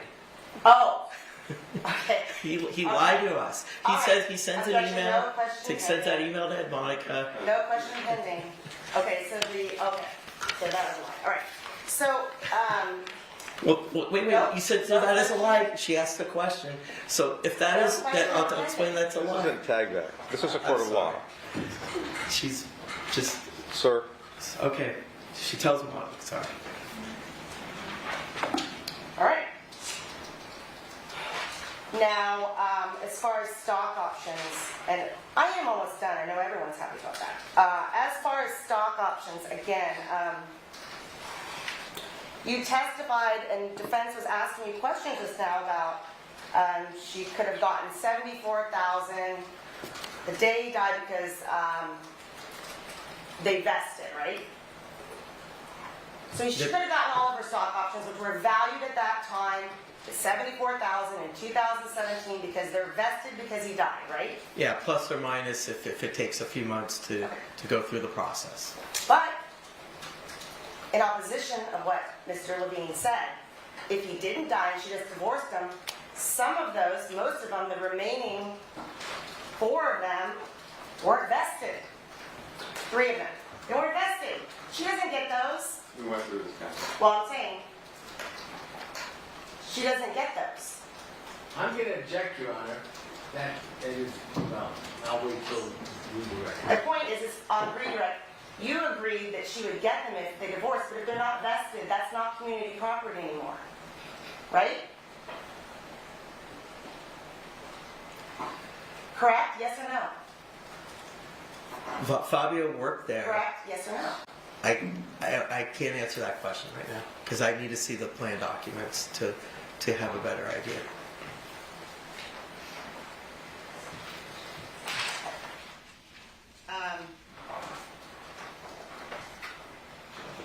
And then as far as getting the $70,000 if he died, we talked about them increasing in value. Are you aware that if he died and she was able to get those stock options at $74,000 because he died, and she didn't do it then, right? She could have, but she didn't because he died. Right? Wait, say that again? She had $74,000 worth of stock options because he died that she could have exercised, and defense counsel is saying, but she didn't. She could have, but she didn't. Right? I don't know if could have is the right answer because if you don't know about something, then how can you do it? What you don't know about, or what she? No, doesn't what she know about? I don't know what she knew or Okay, didn't know. let's assume she So knew. the Okay. premise of the question is All right. But were you aware that she was trying to get $720,000 from her life insurance? So $70,000 maybe wasn't at the top of her mind. She didn't need it at that point. Do you understand that? Objection, that's argument. It's the same. I have no more questions. Are you aware of emails that were sent between, who is Justin Gold? He's my attorney. And is he the attorney for the estate? Yeah, well, he's the attorney for the co-administrators of the estate. And you're aware, I take it from emails, that he's been in constant contact throughout this litigation with Ms. Silverman of the DA's office, correct? Yes. And promised to cooperate in every way that she wanted, correct? Objection, speculation. Sustained. All the information that you have put up on this chart or testified today, if you had been contacted by the prosecutors, as Mr. Gold was, would you have supplied them with all the information you supplied to me? We have been contacted by the DA's office, and we supply them with their information requests, just as like we supply you with your information requests. So everything you've testified has either been supplied or would be supplied upon their request, correct? Whatever's been asked of us, we supplied it. You didn't play any favorites one side or the other. No. And those vesting dates, let me try to understand it. Because he died, the options automatically vested, correct? Yes. If he had not died, they would have vested within 3 years of when they were issued, correct? Yes, and even Ms. Ezerbacher had applied that there were amounts that Monica would have received in case of a divorce. It was in her chart that Monica would have received if there was a divorce.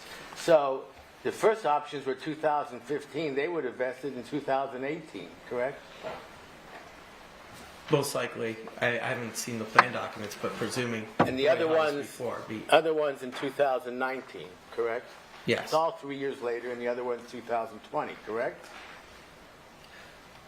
Well, those options would have been granted in 2017. So it would have been whatever was outstanding. I think it was 14, 15, and 16 were the ones that were outstanding that were vesting in 17, 18.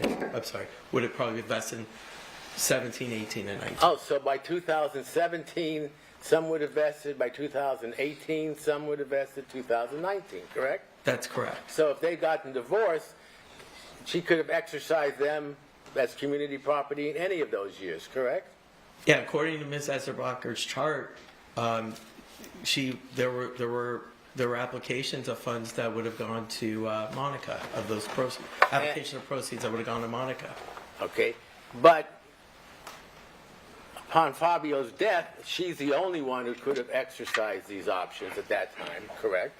Or through the estate, but yes. Right, and they were all available to her from the date of death. They all vested, correct?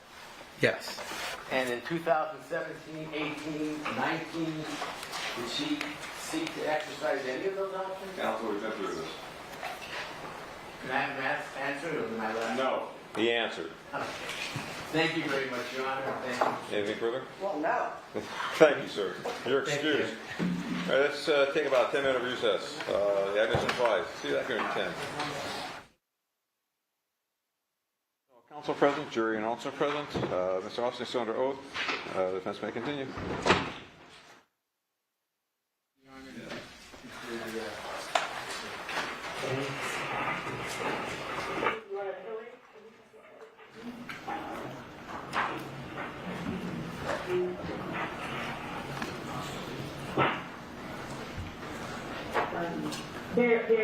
Just so you know, guys, these are charges on your credit union account for the year 2015.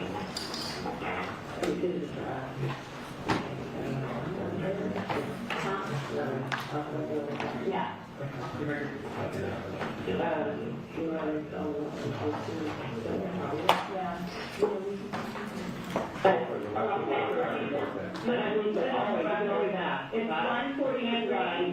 It's 143, we lost the record. Sorry, 1142, I'm missing a number on my phone. So 143, we're going to go off the record for a minute, take that away. Okay, we're going back on the record, it's 12:10. Mr. Austin, did you have a chance to get something to drink and use the restroom and speak with your lawyer? Yes. Okay.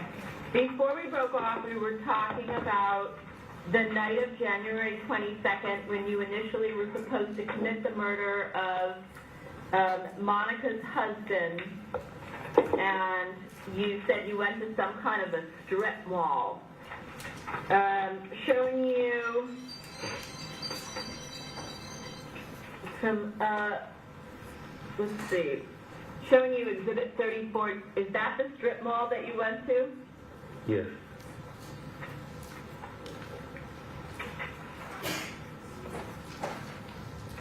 Showing you Exhibit 35. Is this a close-up of an area of the strip mall? Yes. Was Fabio, did you see him at a particular location on that photograph? No, I seen him come out of one of the restaurants and get back into his truck. Do you know which restaurant it was?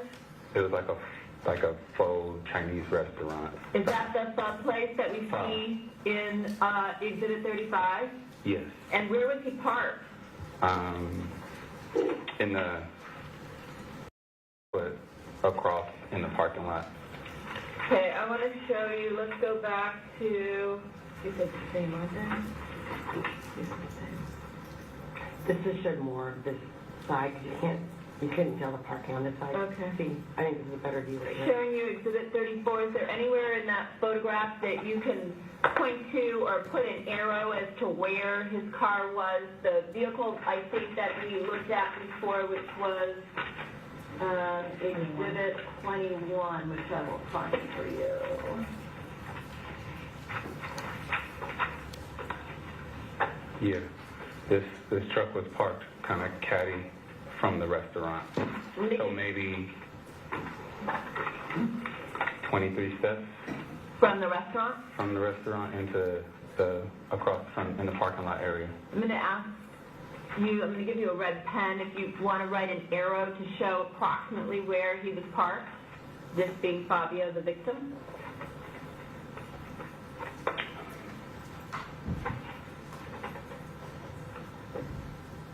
Make it big. You can like go over it several times, circle it, do whatever you need to do to make it obvious. Right in this area. Okay, and you've circled in red an area. So is that the area where he was parked? Yeah. The In truck was facing forward, and he drove right up. Okay, same picture right there, right? Same thing, right? So I mean, that one.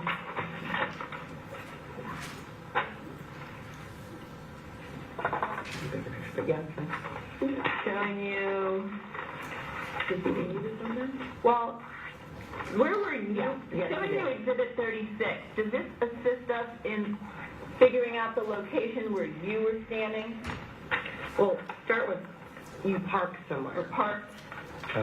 There's a back parking lot behind this area somewhere that I remember, and I was instructed to walk and see if I see him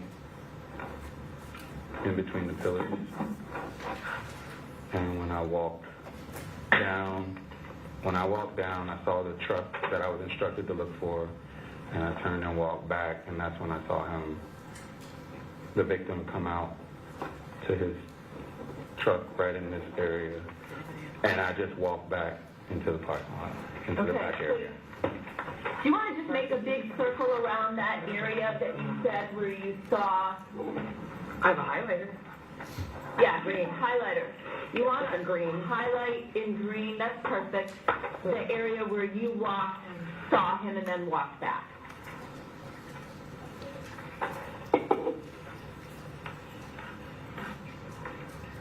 Okay. Have any idea approximately what time? Like, was it dark? Do you have any It was idea dark. what time it was? I don't remember what time it If was. you're gonna move around, make sure to have all this stuff connected, and we'll do that. I think we're moving. You don't know what time it was, but you know it was dark. I know it was dark and pretty late. Okay. Does this, when you're looking at the photo 36, and it's a strip mall, it goes horizontally, does it go back further? Is that what you're saying? I think there's something like a little part that goes Like a back walkway that Yeah. it continues going to the left and beyond the building that you see right here? Yeah. Okay. So did you there. come up that? As if like delivery and stuff are coming back. Oh, okay. So you parked in that parking lot in the back? Yeah. Okay. And walk through, and that's it. That's before us. Can you, I'm sorry, counsel, can you, Take a picture and send it to you. yeah, actually if you send it to your computer, will you get it right here? We'll get it right here. We can get it right here. Perfect. Perfect. I'll send it. And then you want me to print it? Yes. And then in the meantime, we'll come back to that. Okay. Did you have to, we might have gone over this, did you have to use any kind of ID or fake ID or anything to obtain a burner phone when you were in Alaska? No. Okay. Have you received any mail from Baker through any third parties or mail from other inmates or from anybody relating to this incident since they've been in custody? No. You also, I think we were going to talk about this Vesta prepaid AT&T account when we stopped. Yeah. I believe that was from my personal phone. I didn't have a cell phone bill, so I could only afford minutes, and I'd pay like $60 here, $40 there, $80 there.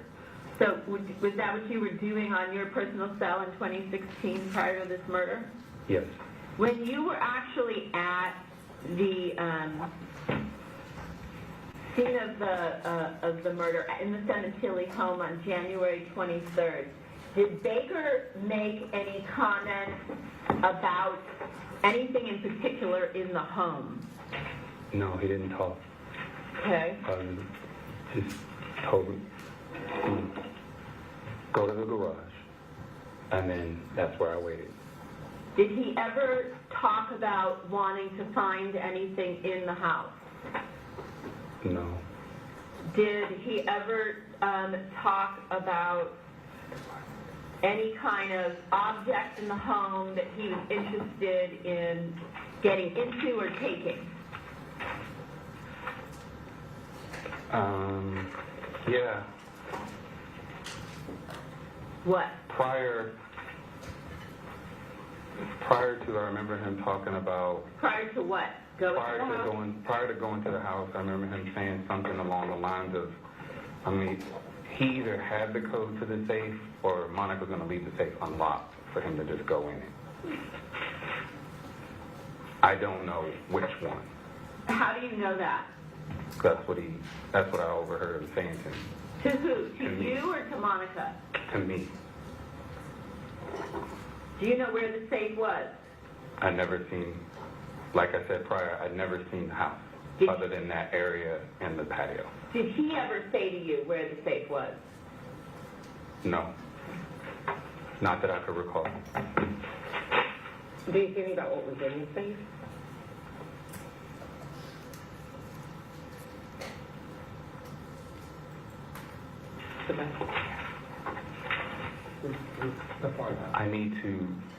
I misspoke prior, something jogged my memory with the questions. I repeated what I was told to say. What does that mean? When you asked me about the gold coins, I was told to repeat it, say you got it from me. By who? Mr. Baker. So Baker told you to say that you got the coins from Baker? Yeah. But you did get them from Baker? But I think he got them from the safe. Okay. Why do you think that? Because he had mentioned that Monica said he has all kinds of stuff that he collects. And how do you know that? That's what he told me. Baker said what? Baker told me that Monica said he has all kinds of, like I said, I think they've been talking a lot, so I was on a need to know. So when he Why said do you that think to they me, were talking a lot? Sorry to keep interrupting, but I would just want to make sure we're clear about why. I believe they were in like somewhat of a relationship. And why do you think that? Just how everything went down, like what he said to me, how he said it. He didn't really move until he got information from her. You mean the days on the 22nd and the 23rd? Yeah. How do you know he was getting information from Monica on the 22nd and the 23rd? Because when he was, this is my recollection, when he responded via text, then he'd ask me to go with him somewhere. Okay. And then when I went with him somewhere, like the night before, I said, "No, it didn't, can't work." You mean the 22nd? The 22nd. I believe he texted her and said it didn't work, and I went back. We went back to his pad and just crashed. Did he ever mention swinging or anything like that? Yeah, What did he say about swinging? I was 19 years old. I was intrigued by that. No, I mean in terms of Monica. No. Did he ever mention anything about another website or way to communicate through a website referred to as Lifestyle Lounge? No. Have you ever heard of that? No, I have not. Can you pull that back up?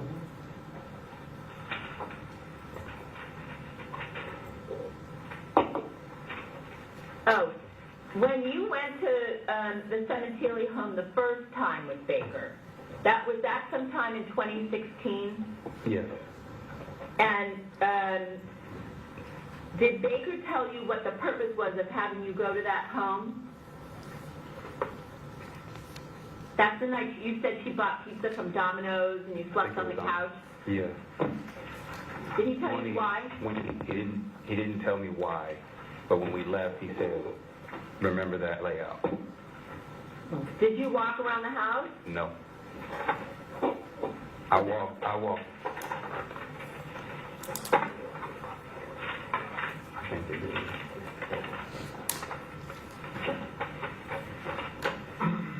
Go ahead, I'm sorry. After I had a couple of slices, they showed me the patio and the TV. Who showed you the patio? Monica. Uh-huh. Said, "Come on out here." I was like, "Okay." I just followed. I was like, "Oh, this is dope." I made just, a comment as I would if I saw something really nice. I was like, "You just kick it." You noticed that it was like it had a TV, a fire pit, there was a pool out there, there was an overhang, Yeah. like... I noticed, I was like, "Oh, this is cool." And they started talking about stuff. Who? They went back, Monica and Baker started talking about some things, and I watched TV, outside. And then I went inside. Did you watch TV on the inside of the family room or Inside. outside? Well, outside, and then I went inside. So you watched TV both outside and in? Yeah. Okay. And then they went off to do their thing. What does that mean? I think they went to have relations. You need to have sex? Yes. Where? Wherever they walked to, I didn't pay no attention. When they walked and went. Where's the bedrooms? Downstairs? Upstairs? I think they were downstairs. Did either of them say anything to you, like, we'll be back, or... Baker said, "We'll be back." And you did what? You just kept watching TV? I watched TV until I fell asleep.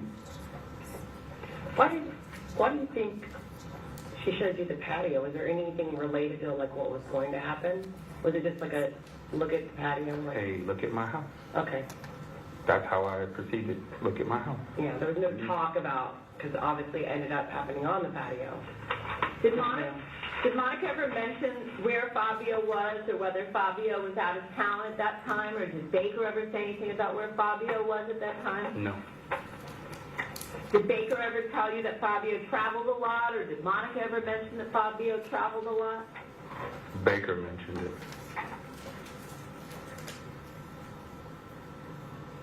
Did Baker ever mention anything to you about any kind of... Oh, I'm sorry. Go ahead. Take a moment to speak with your lawyer. No, I didn't. Now that you mention it, I think that's why they wanted me to come in January. Why? Because it's my understanding that I think he was supposed to leave somewhere for a while. But that's my understanding. Why would it matter if he was leaving? Because you needed him there. Like if... They didn't mention that to me. They didn't mention any of that to me. But that's just the feeling I get. That they wanted you to do something before you had the chance to go? Yes. Okay. I don't know if he really had to leave or not. Did Baker or Monica ever mention anything to you, or did you ever hear anything about any kind of doctor appointment that Fabio was supposed to have on the 23rd? No. I want to show you Exhibit 37, which looks like an aerial view of that shopping center that we were talking about from the 22nd. Okay. Do you recognize what you're looking at there? Yes. Can you, I don't know where my pen went. With the X, can you put the area maybe where if you know where you can orient yourself, where Baker was parked? Maybe you can put a B? Or if this pen's better, a regular pen?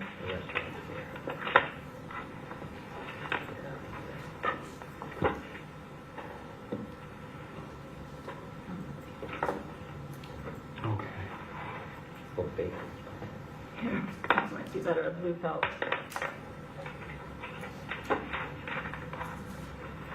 Maybe like around.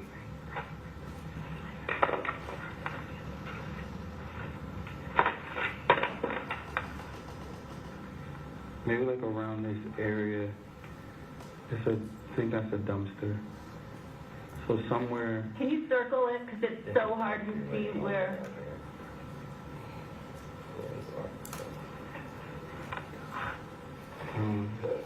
That's the restaurant. How about, where was Fabio Park? Can you circle that?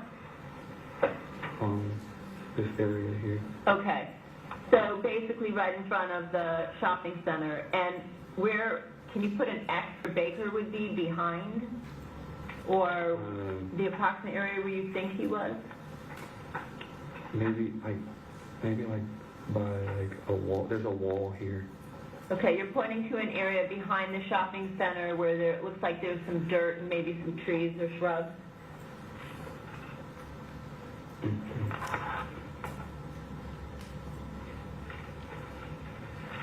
Is that correct? Yeah.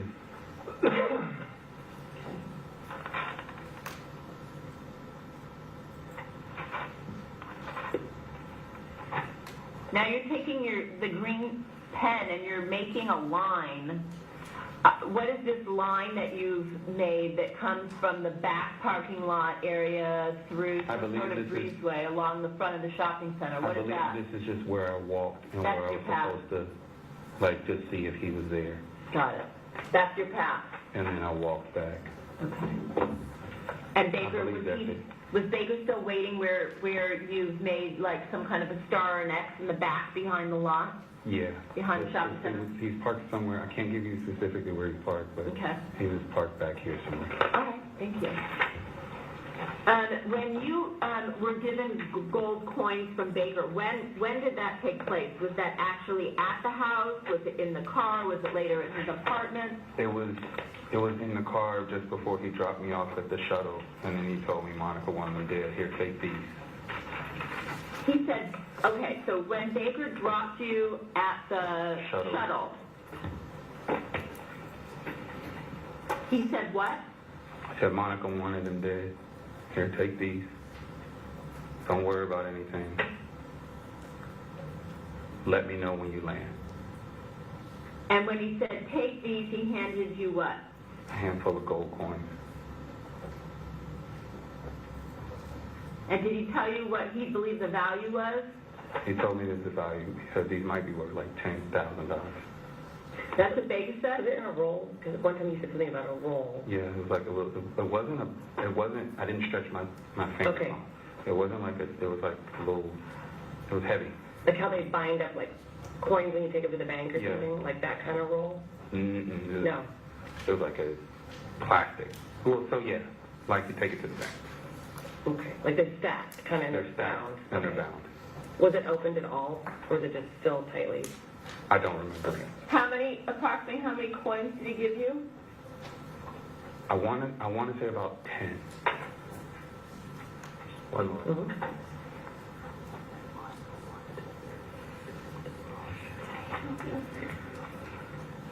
Yeah.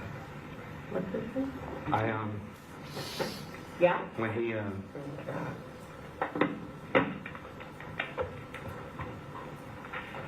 when he said that, when he made that comment to me, Which one? she wanted him dead, like I think he saw how I just uncomfortable and like horrible I was feeling. Like I think it was all over my face and my body. I was quaking. So you think that's why Baker said she wanted him dead, to try to make you feel better? I don't know why he Okay. wanted to make me feel anything, but I didn't feel better. You knew he was dead when you left, right?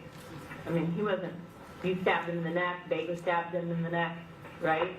He Yeah, stabbed I didn't in look the back. leg. I didn't look back, but yeah, You believed he was dead when you I left that believe house? he was there when I left.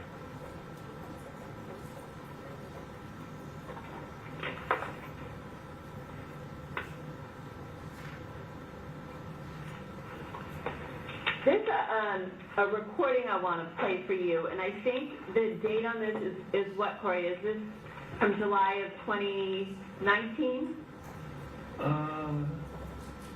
Yes, July, I'll give you the exact date. July 22nd, 2019, at 8:40 p.m.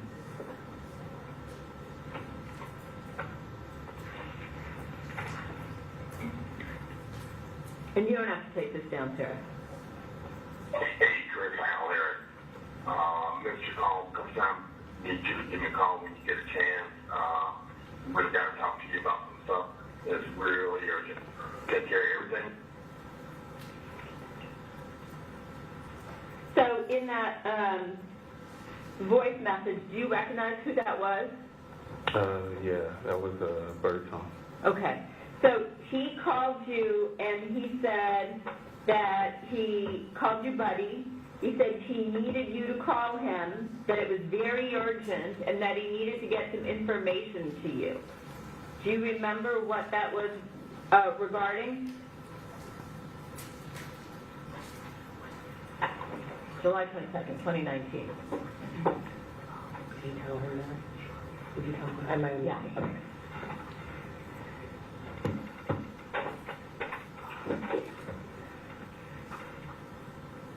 You can express that. I don't know when Mr. Baker took the deal, and I don't really remember exactly what he said when Who said? what Birdsong said when I called him back. Okay. So you don't remember what the urgency was? But what I'm thinking is he wanted to express that. I don't know when Baker pled guilty. Mm-hmm. But I'm thinking it's pertaining to that. That's just your guess, though, on your part? That's just my guess, because I don't really remember that conversation because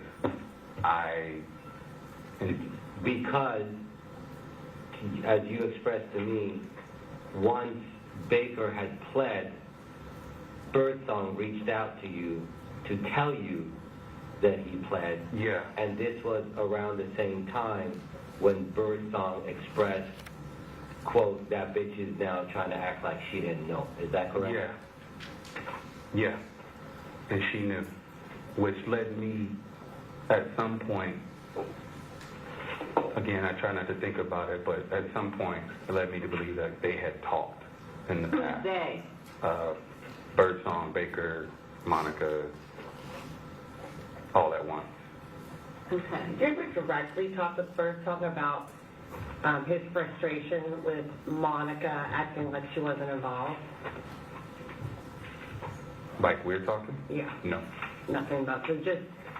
Just that expression on the phone about it, and then but you never talked. Like you never.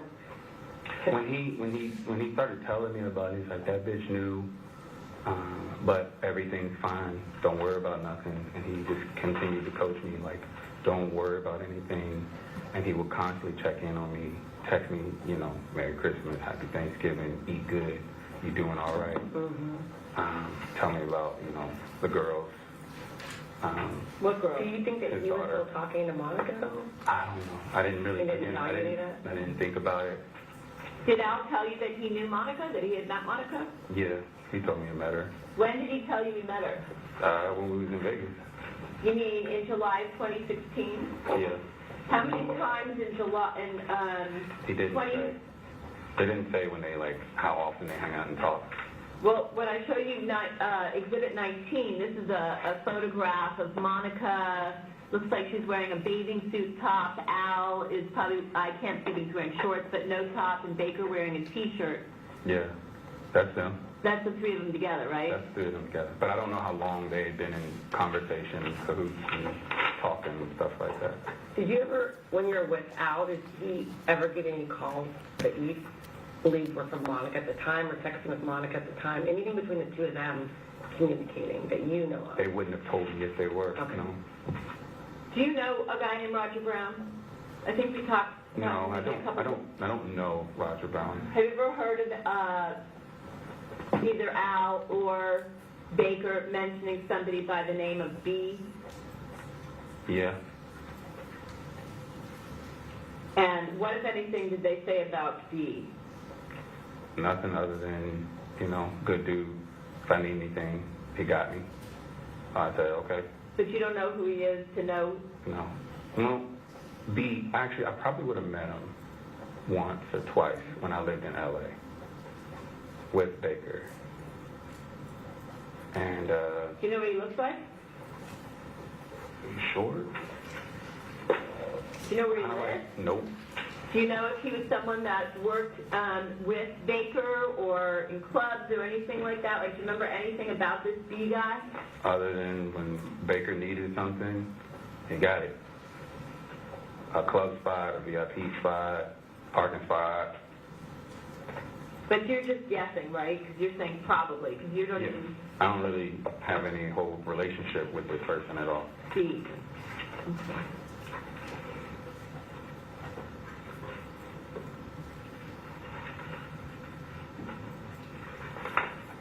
I'm sorry, I got to use the bathroom again. I'm That's sorry. okay. I You can go apologize. off. No worries. I'll make it quick, real quick. 12:38, we're going off so that Mr. Austin can use the restroom.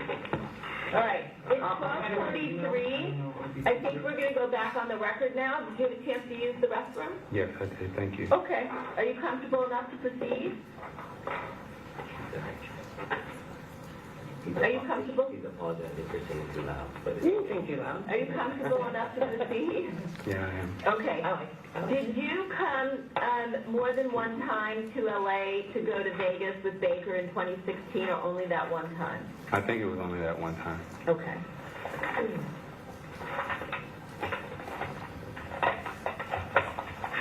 Did Baker ever tell you where he first met Monica? No. Did you have a phone with him? Okay. The date that you and Rob went to Monica's to meet Monica, and she was there alone, and you had the pizza, and they went into another room where they probably had sex. How did you guys get there? We drove. What did you drive? It was hot. Probably the Mustang. Do you remember where you parked? On the side of the street in front of the house. Did she say anything about where her husband was, or where her daughters were, or anybody else? I actually didn't know she had children until. Okay.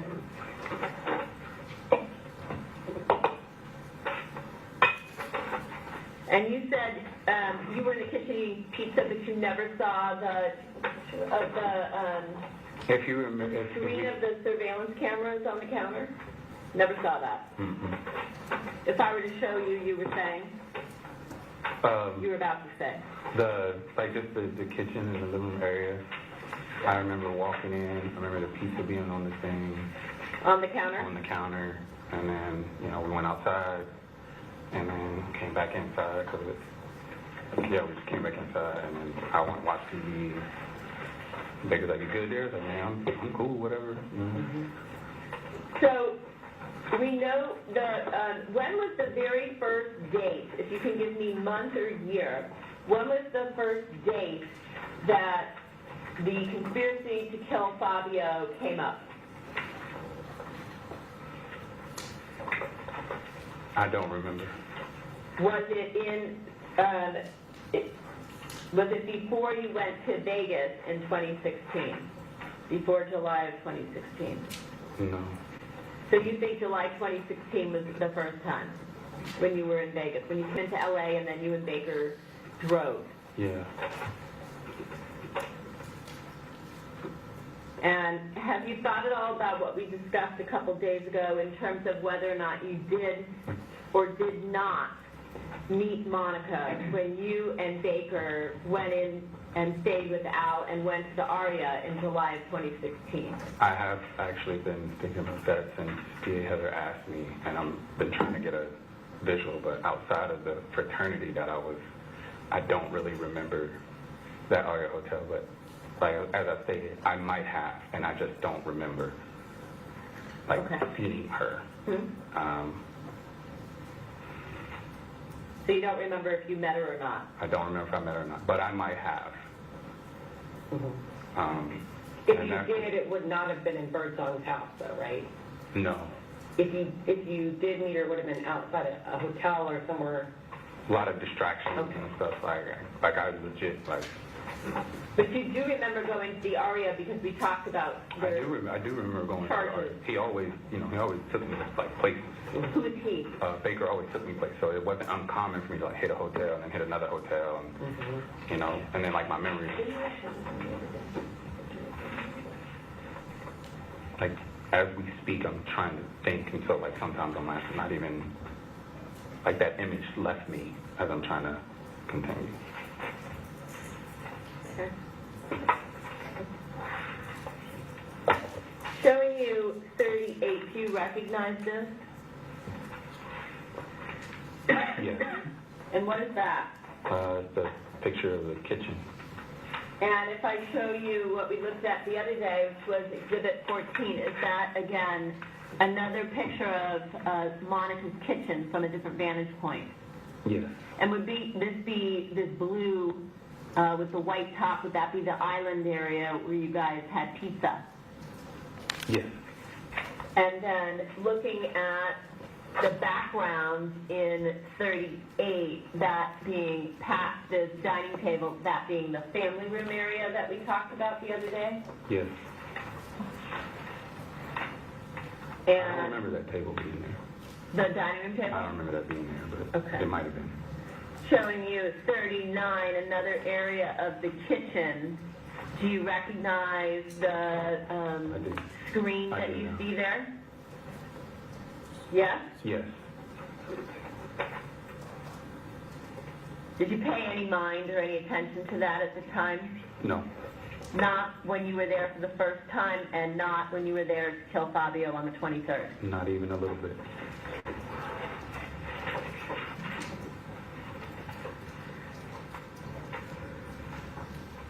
Did you go when you were in Vegas, it was Baker staying with Al in 2016, did you guys go to any restaurants? We might have. Does the name Javier's ring a bell? No. Okay. When you would go to restaurants with Baker or with Al, would you go to nice places or more like fast food type places? El Pollo Loco, a nice Chinese spot, sometimes some sushi. Sometimes we just cook at the house.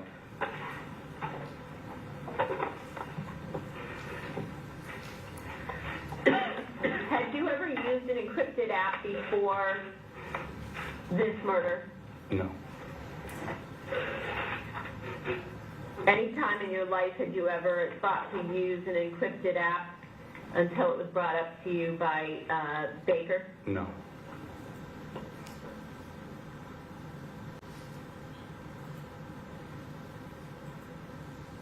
Was there, you told us about there being a plan to kill Baker January 22nd that you aborted, and then you also said that they, meaning Baker and Al, wanted you to come down sometime earlier in 2017 to commit the murder. Was there ever any other day that you can recall where there was a plan to get Fabio or to kill Fabio, other than what we've discussed?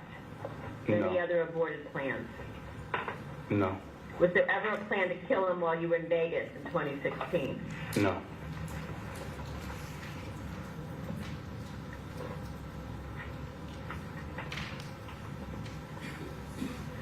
Did Baker or Birdsong ever tell you that Birdsong gave a Samsung to Baker to use? Were you aware of that? No.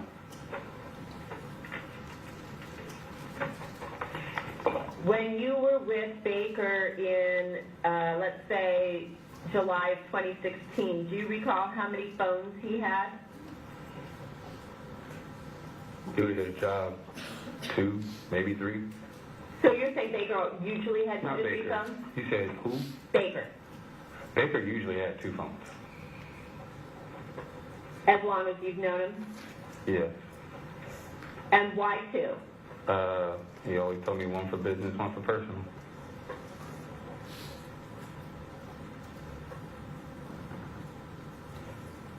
And then on top of that, after the murder, you also knew that he got a 3rd phone, that was the burner phone, to communicate with you, correct? Yes.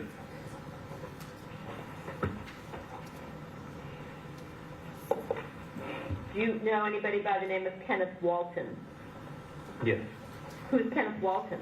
Buddy of mine, I had my roommate at one point. We lived together for a while. Where? In Alaska.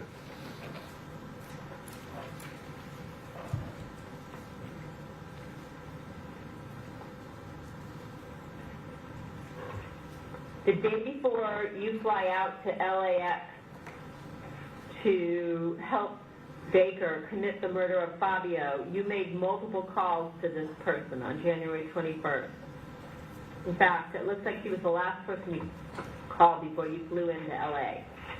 And then you contacted him again when you returned home to Alaska on the 24th. Music stuff. He's a producer. Okay. And then he, I believe at that time,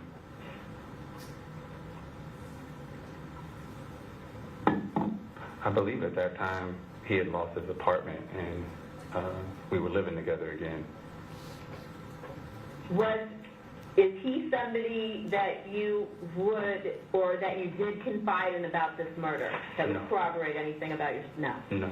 I think it's coming back. At that time, he had got a DUI. He needed an apartment. Don't care about any of that. Okay, My question is, no, I did not. does he in any way know anything about this murder? No.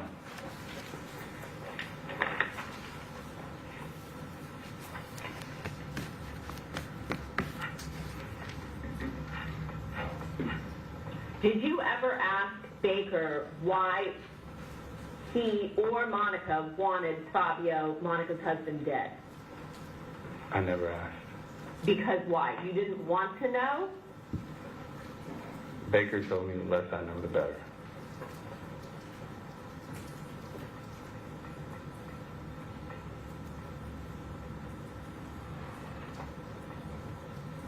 And so you didn't ask questions as to why they wanted to kill, or why Monica wanted her husband dead? No, but he volunteered information that he was I'm telling you what I was told. Mm-hmm.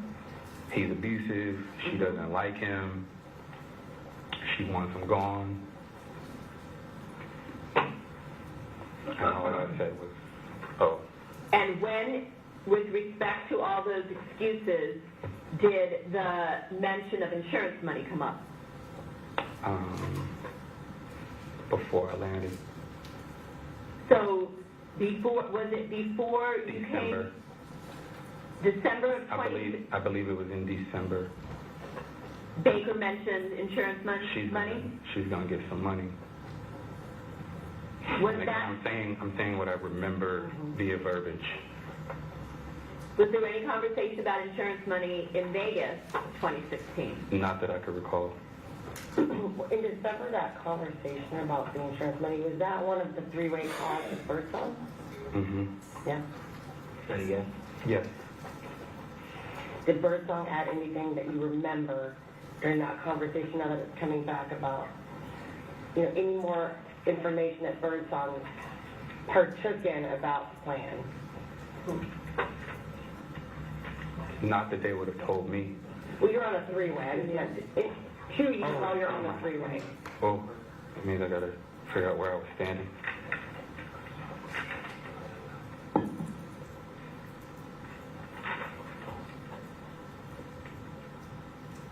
And just any of those phone contacts you're having with them are all from your actual phone? I think so. Because at that time you didn't have Yeah, it on I don't- burner and you no. haven't returned to get They the other would burner. call me. Okay. On But you your, never, on your Alaska, My personal. And would they already be on together and you'd be the third Yeah. person that was added? Yeah. Okay. So if you can think back, if you can't remember, you can't remember, but just kind of what each person was saying in the December, this is right before you're planning to come then. Like what is Birdsong talking about? What is Baker talking about?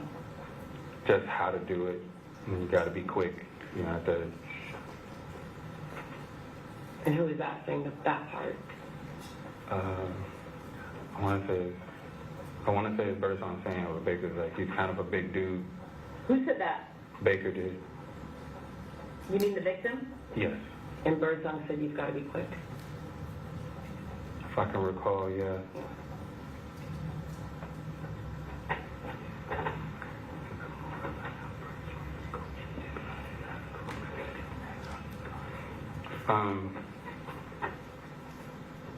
Yeah. You gotta be quick, and then